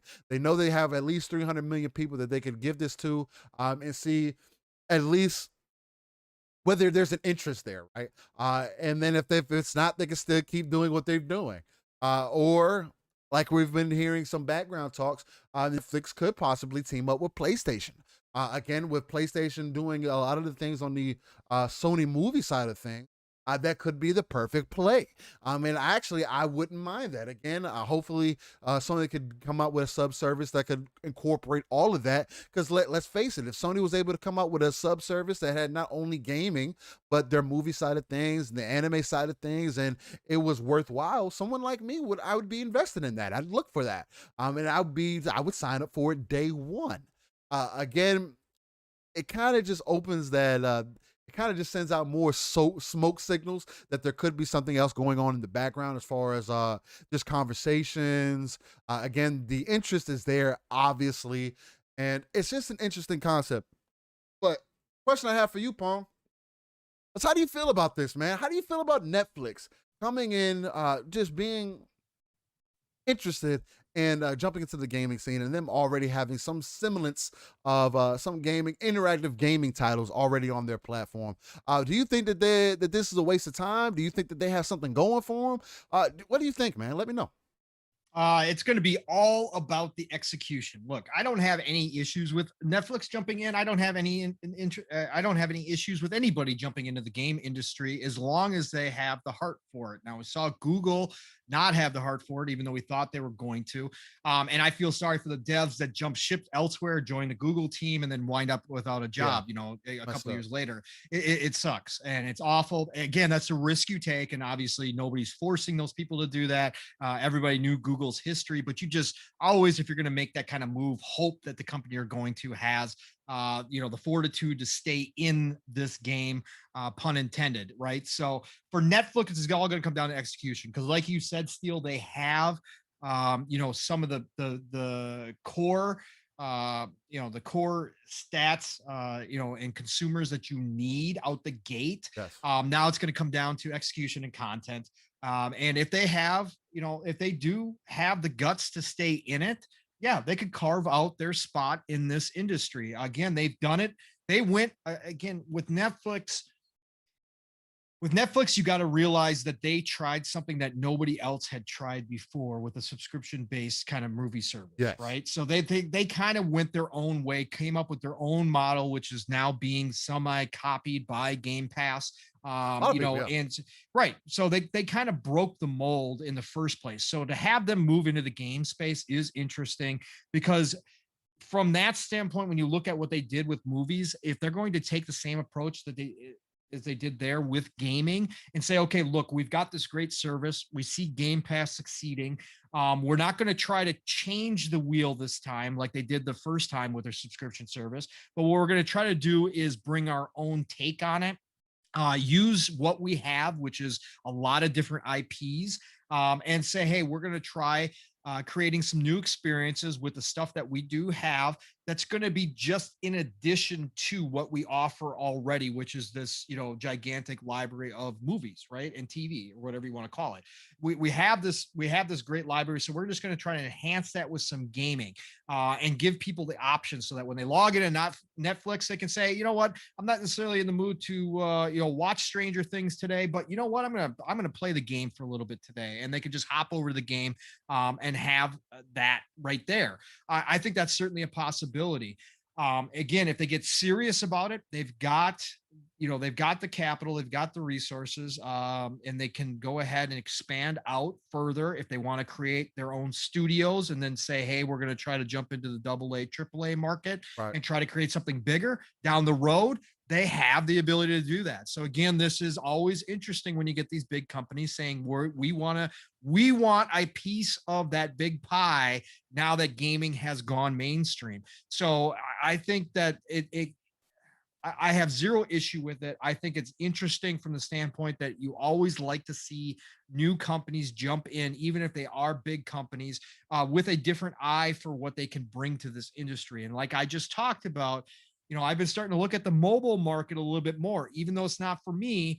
Mobile games don't look like what we used to consider mobile games anymore, right? Yeah, they can be full-fledged experiences. So if Netflix really gets serious, we could see some cool things come out of this that we never thought we would see. Now, again, there's the issue of control. How are you going to use the controller? Are you going to use it? Is it going to be integrated into your phone? Are you going to use your phone as a controller, which would make sense off the app? All the point. What they're going to do there. But I think they have potential. And at the end of the day, sometimes it's all that matters is the potential. And again, with a company like Netflix has already proven once before that they're willing to go all out and all in on something that they believe in. Maybe gaming will be the next step for them. And I'm all about it because, again, that just means the industry is healthier and healthier. And the more people that are in it, the better it is for us because the more content that we get, whether we like that content or whether somebody else does, it doesn't matter. At the end of the day, it's gaming and it's expanding out gaming to even bigger audiences, which is always a good thing for us as a hardcore, whatever you want to call this gamer. That always just means more for us at the end of the day. So I'm all about it. I'm good with it, Steele. What do you think, man? Yeah, I mean, since I get my takes on it kind of pretty much. I mean, well, you did, but I'm just saying overall, do you think that Netflix jumping in is a waste of their time, or do you think that it's honestly could turn into something big? Whether it could turn into something big or not, I'm kind of on the fence. I'm still kind of on the fence about. Again, Netflix for me is kind of. Netflix has its periods for me, right? For 6 months, sometimes Netflix can be good, and then other times Netflix is just whatever. Again, as someone I'm like yourself, man, I don't watch much TV as is, or whatever the case, and so my use of Netflix is not that high. Like I don't use Netflix on my phone. I don't do any of those things really. It's going to be interesting to see how they use it or how they kind of finesse it or whatever the case might be. Beast Mode makes a good point. Netflix working with Sony for providing streaming is difficult. Logistically, Netflix will use AWS to install PS hardware. Looks almost impossible unless Amazon agrees to install PS hardware for Netflix, which I can understand. But there was another point that was made that I wanted to bring up. It was Fastback saying that Netflix gaming does compete with Xbox Mobile and Cloud and Apple Gaming. Honestly, it competes more with Apple Gaming for me. I don't think it compares with xCloud or what Xbox is doing. Again, Xbox is bringing your entire Xbox experience to any mobile device or just over xCloud overall, where what Netflix is blatantly stating is that that's not their goal right now. They're just trying to get into the mobile market, see how that could go. And to be honest, they are the bigger crowd anyway. So they could have a huge potential there. That's more so a play for like Tencent, right? Who is very highly invested in the mobile market already. Who has their thumbs and their fingers and their grubby little hands in that market, and is already, making billions of dollars off of that market. So it's definitely going to be a direct competitor for them. It's something to look at. But they could also. No, I don't Netflix and chill. 108. That's not what I'm for. I never had to hit a lady with that bar. Oh, let's Netflix and chill. Nah. That ain't me, buddy. I just tell them straight up, hey, we doing this or nah? Nah. We just chilling. Screw the Netflix. Yeah, we just chilling. We just chilling. My Netflix was chill. Was actually going to the movies and getting our chill on. Yeah, there you go. But anyway, but yeah, man. There's a lot of potential. I don't want to downplay it, man, right? Because I'm all about stepping into speculation town. That 100%. It's just one of those things to where I don't see it as competition for Xbox. Again, I don't think that's the point. I think it's just Netflix obviously taking notice that gaming is the #1 entertainment business, man, and they need to at least jump in it some way if they're going to stay ahead of Disney. Disney's already over 200 million subs, right? And it took Netflix years, almost a decade to get to that same place. And I don't see Disney really stepping into that gaming place, but they don't have to because they can license out their IPs and whatnot and let people take care of that on other sides. Whereas Netflix, they need to do something to stay relevant. Again, movies aren't as big of a part of my life as it may be for a lot of other people. Not to say that I don't watch them, but there's a lot of possibilities that can go into this, and it's going to be interesting to see how they overall use this to their advantage. Yeah, if they do it right. Sure. Yeah, and to Beast Mode's point, as far as the AWS servers, he's right, but I don't know what the contract details are, but I gotta imagine there's got to be an out for Netflix. And obviously, with Azure servers, PlayStation already has a deal with Microsoft to use the Azure servers. So, and Microsoft is not afraid to work with people in the same space on their servers. They obviously showed that by signing a deal with PlayStation. They don't care. At the end of the day, it's about the Azure servers and about getting as many people over. So what's to stop down the road? Speculation town being what it is, that Netflix doesn't move their whole business over to Azure servers along with PlayStation, and it makes it a lot easier to make that happen. That's certainly a possibility down the road. You never know. So yeah, and there's nothing wrong with that. But it's what it is. With that being said, man, it looks like we're getting to the end of the show. I mean, before we get to one of the most influential parts of what we do here, other than the upcoming games, I wanted to shout out everybody in chat. Y'all have been amazing. The fact that y'all keep coming back week to week, for those who are consecutively in here, much love, nothing but praise, and I greatly appreciate that you guys enjoy what we do here, man. Again, let people know, let your mama know, let your friends know, let your grandmother know, let your kids know about us, man. We're trying to touch those 3 billion gamers, give you that live, raw, uncut, authentic, organic energy that only me and Pong can bring, because I feel like it's one of the most influential parts of what we do here, and what separates us from everybody, right? Not only the way we talk about it, but the way we also display our passion, man, because that's the major part of what we do here. We're passionate, we're energetic. This is natural, man. We do this just off the cuff. Again, unfortunately, me and Paul don't always get the time to be in the background talking and have conversations to really, bring this show to the level that we would love to bring it to. But the fact that we're able to give y'all 2+ hours of content just off the strength, as they would like to say it down here in the South, which is basically just doing it naturally, is amazing to me, man. And the fact that you guys love it, the fact that you guys love the setup, the display, everything that we got going on here, it's nothing but love and appreciation. And again, if there's anything that we can change, anything that we can do to make things better, let us know. Write us in the DMs, hit us up in the messages, and just get at us, man. Again, we can't get better if you guys don't let us know what we can do to be better. And that's what I feel like is important, man. Everybody has a space to live in here. Again, I look at everything as competition, friendly competition or just non-friendly competition, depending on how people want to look at it. It is what it is, man. We all got enough space in this, it's a podcasting space in the gaming industry to talk about all these amazing things that are going on. We all come from different angles, and that's what's important, man. Again, you don't have to support the people that you want to support, love on the people that you want to love on. Again, that can't go understated. But with that being said, much love to everybody, that's still here. Everybody that's paying attention, much love to y'all. And that is going to lead us into our Make me feel old.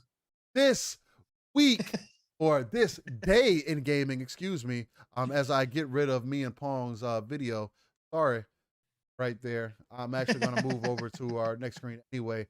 As I move our everything situated with that, I close that window out, and now things are out of the window. Me and Pong aren't showing up, but you can still see my bars, and I'm still talking. So much love to that. But yeah, this is this day in gaming segment where we basically talk about everything that is happening this day in gaming. Just because gaming is art and should be treated as such. At least that's the way that I feel about it. Absolutely. That's the way Pong feels about it. And shout out to the Everborn Saga, who's one of the main proponents who kind of started this movement, not only for myself, but also for Pong. Again, it's important, man. People try to go, try to give this less credence than what it may deserve. And again, I feel like it just can't go understated that gaming is art and should be treated as such. And with that being said, we'll get it ramped up. Looks like I'm actually hiding behind my window captures. Go ahead and fix that real quick. There we go. Now we can see what's going on. There we go. Boom. Now we're back in, locked in, and getting everything rolling. I wanted to make sure that you guys could see us. Well, you guys couldn't see it. That's okay. It's probably better that way. Our views just went up. Maybe that's exactly what happened, but maybe they don't want to see my bald ass head and Pong's grandpa. Yeah, exactly. But look, man, with that being said, this day in gaming, again, where we go 30 years within the history and just look at the games that have come out, man, to help people reminisce, and not only that, but just to see where we've come from to this day, right? But 1992, the year I was born, 29 years ago, Super Nintendo released Teenage Mutant Ninja Turtles, Turtles in Time, one of the most classic Ninja Turtle games that have ever come out, one of the ones that I actually grew up on. So that's an amazing thing. The fact that it came out in Japan during this time is an amazing thing. Again, 1992, bro, 29 years ago. 1997, 24 years ago, PlayStation released Monster Rancher in Japan. Monster Rancher was a classic game from back in the day. It also had a TV series that I actually was highly involved with. It was came around the same time Digimon and Pokemon were a big thing back in the day. Monster Rancher was right there. It had the one-eyed monster, whatever the case might be. It was dope back in the day. Game Boy Color then released in 2000. Warlocked. I'm not familiar with that game on Game Boy Color. 2003, Game Boy Advance released Shining Soul 2 in Japan. I'm not familiar with that title, but shout out to those who may have been touched on that. How can you not be familiar with that, dude? I'm just not familiar. I can't. God, see, there's so many games that are deserving of being around for people to go back. True. Not that you would necessarily go back to this turn-based RPG, but the Shining Soul series is one of my favorite all-time series. So right. For RPGs, I played it nonstop when I was a kid. So it's just crazy that you don't even heard about it. So anyways, I'm completely unfamiliar with it, and not to say it's trash or whatever. No, one of those one of those ones that I didn't get a chance to play. Is what it is from back in the day, man. Yeah. I know you're a young kid. I know. Oh God, you're a young kid. I'm just a baby goat, ladies and gentlemen, just a baby goat. I'm just here. You are. That's funny. Oh, you fool. But yeah, so that goes with that without being said. Then we move into PlayStation 2, also released on 2003, Tokyo Extreme Racer 3 in Japan. Again, another title that I'm not completely familiar with, but hey, pull the game for those who might have played that. Check it out, man. It sounds familiar, though. It was on PlayStation 2. It definitely sounds familiar. 2007, PSP released Final Fantasy 2. Right? Let's see what the PSP. PSP was, again, underrated device. PSP also released in 2008, Ayu Densetsu Sora no Kaseki III in Japan, which is interesting. I've never heard that title, but awesome. But Guilty Gear 20, or XX, depending on what you want to call it, Accent Core Plus, released in Japan. Again, Guilty Gear, another one of those fighters that just go wild, down in history as being a great fighter. Then PlayStation 3 released Siren Blood Curse. Not familiar with that title, but shout out to Siren. And then PlayStation 2, again, PlayStation 2 was releasing games for a while. They released Samurai Showdown Anthology in Japan. Then as we move forward, 2009, Xbox 360 released The King of Fighters 12. Ooh. King of Fighters is also another classic fighter series. Shout out to King of Fighters, another classic fighter. Then 2014, PlayStation Vita released Corpse Party Blood Drive in Japan. And they also released Operation Abyss, New Tokyo Legacy. Then they released on PlayStation 3, Under Night, In Birth X, late in Japan. So shout out to that. Not familiar with that either. Then in 2015, Xbox One released The Binding of Isaac Rebirth. Not familiar with that title either. But what? Shout out to The Binding of Isaac. What? How can you? Not interested. Brother. Not interested, man. It's just not my dude, my cup brother. Okay, all right. Just keep going. Okay, all right. But then, for some reason, you guys are not going to be able to see the. Put this way. No, I can't. But anyway, I'm just going to go further down the list. 2018, Nintendo Switch released Mega Man 10 or Mega Man X, the Legacy Collection. They released 1+2 on the Switch. They also did it for PlayStation 4 and the Xbox One. So yeah, they released a lot of Mega Man on those consoles that year. Then on the Xbox One, they released No Man's Sky. Again, a game that since then has been in the works and has now become a crowd favorite. You know what I mean? Yep. It went in. I was so hyped for No Man's Sky. It wasn't even funny. I was so hyped. It went in very bad. It didn't do very well in the beginning.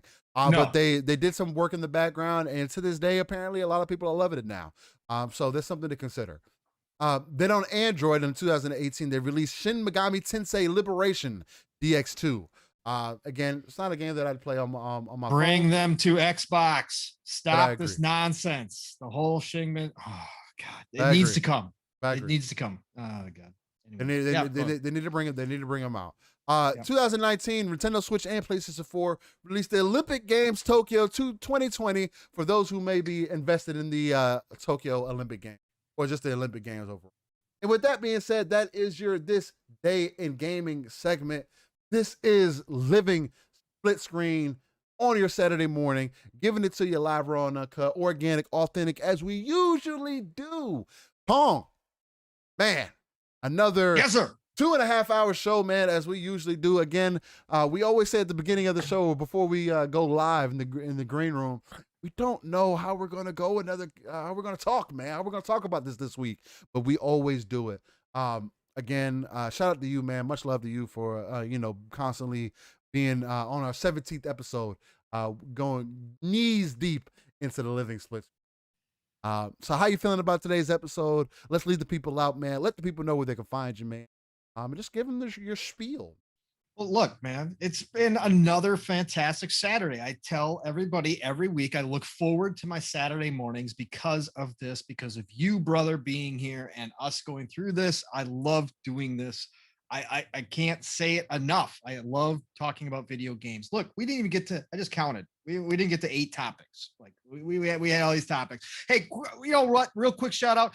before we end this, and I get out with my outro, I just want to say, hey, people out there, Shadow of Tomb Raider and Sniper Elite 4 both just got free next gen upgrades. So if you guys weren't aware, looking for something to go back to play, both of those games for PlayStation and Xbox. Shout out to the devs on both those teams for giving those patches for free. As we know, that's another conversation as well nowadays, but both of those gave next gen upgrades. So I just want to let everybody know that those are both out there in case you didn't hear the news. But otherwise, still, again, fantastic show, brother. And thank you again every week for all that you do behind the scenes to get this show up and running, to do everything that you do. And I get to roll on in here and show up and just talk. Without you, there is no show, brother. More compliments. For people who don't know, Steele and I were a part of the anniversary bash over for midweek mix-up. Yes. Shout out to Wandering Dutch and all the brothers over there as well for their 1-year anniversary. But behind the scenes, Steele got more compliments on his setup, and what he's done for Living Split Screen and how he's gotten us up and running and making it look so freaking incredible out the gates, where a lot of people started their podcast and it looked like a brand new show, right? So where people start out, Steele got this thing up and running and made it look absolutely incredible right away. And so nothing but love for you, brother, as always. So yeah, absolutely.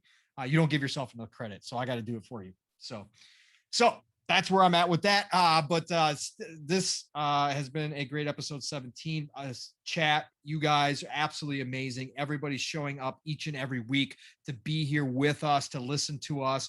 The newer people, the people who've been here from the beginning, the people who are out there listening to us while they work, while they do their house chores, whatever you guys are doing. Thank you, thank you, thank you all. Thank you for the share outs. Thank you for all the love and support that you have given myself and Steele through these first 17 episodes, 18 weeks. It has been absolutely fantastic, and we love you all. And again, I can't tell you guys that enough. It seems, that I say it all the time, but I mean it. And so I have to say it. And that's what we're about here. We don't hold back. We say what we mean. And so I love you all, respect you all, love this community, love everything about it. And, again, just please help us bring this to more and more people, because Steele and I love talking to people, if you can't tell. So bring it out there. But anyways, Pong Soul everywhere. You guys know the drill by now. Xbox and Twitter, Pong Soul.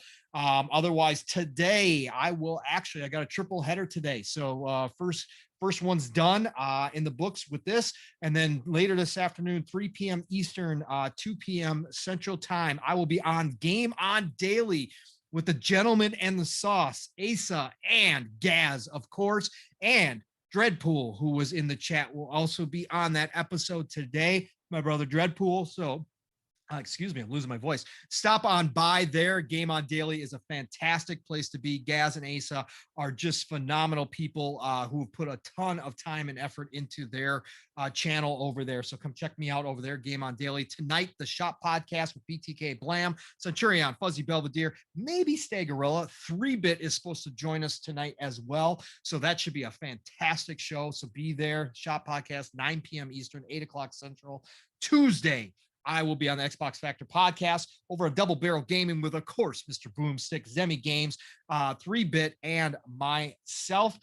Tuesdays, 12 p.m. Eastern, 11 o'clock Central Time. And then we're back to Friday, 2-Tab Friday, man. Xbox Ultimate, Fun Speculations channel, Mav, beautiful wife, Caitlin, and the rest of Magnificent Seven. Myself will be back there, 9 p.m. Eastern, 8 o'clock Central Time. Had great discussions last night, alongside, of course, 2-Tabs with GRG and my brother Steele, who's going to tell you about that. So, Steele, where can everybody find you, sir, and give you all the praise that they should for all the work you do here?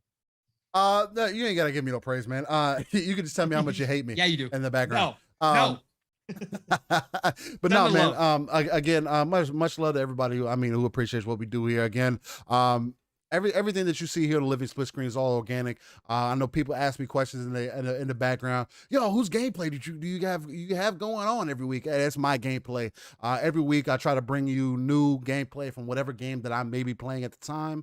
or maybe a game that I have played. That's just something that I do because I want to always give people a personal feel.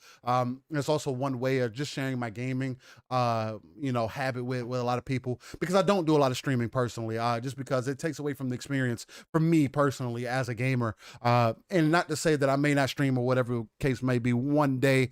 It's just right now, this is one of the ways that I do it. I get it across. I appreciate everybody who, loves what we do here, the whole design, the artwork, everything. It's just a lot of the stuff that I've thrown together that, through my designing, life that I've done. I used to do web design and everything like that. So I kind of try to carry a lot of those things over into what we do now. I'm also very picky and very bougie sometimes, where I could sit here for hours messing with stuff. Like our logo, for example, that was one of those things that I've spent hours, even though it looks simple, I spent hours trying to come over what I would be happy with. Just the overall aesthetic of everything that we do here. So hopefully y'all appreciate it. But if you hate it, let me know. I want to know.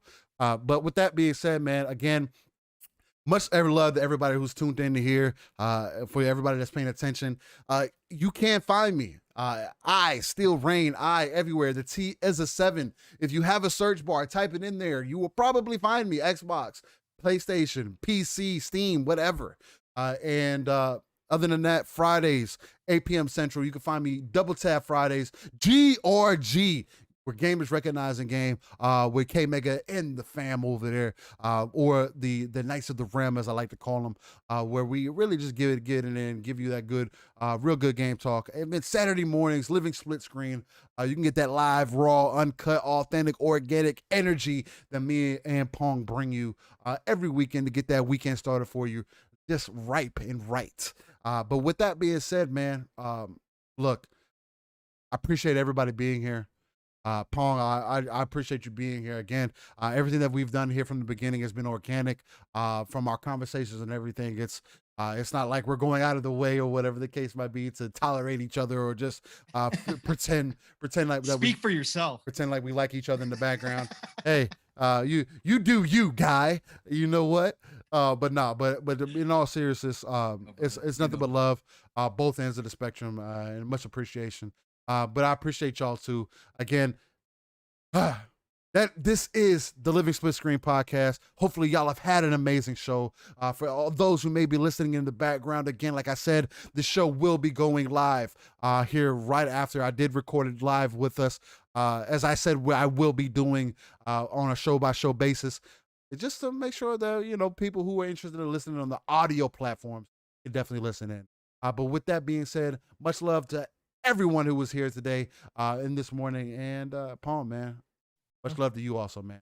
Hopefully y'all have a lovely week. Hopefully y'all have the gods walk with y'all. And other than that, we're out. Play what you love what you play, people. Let's go. Keep it live, raw, and uncut, ladies and gentlemen. Y'all stay easy. Later.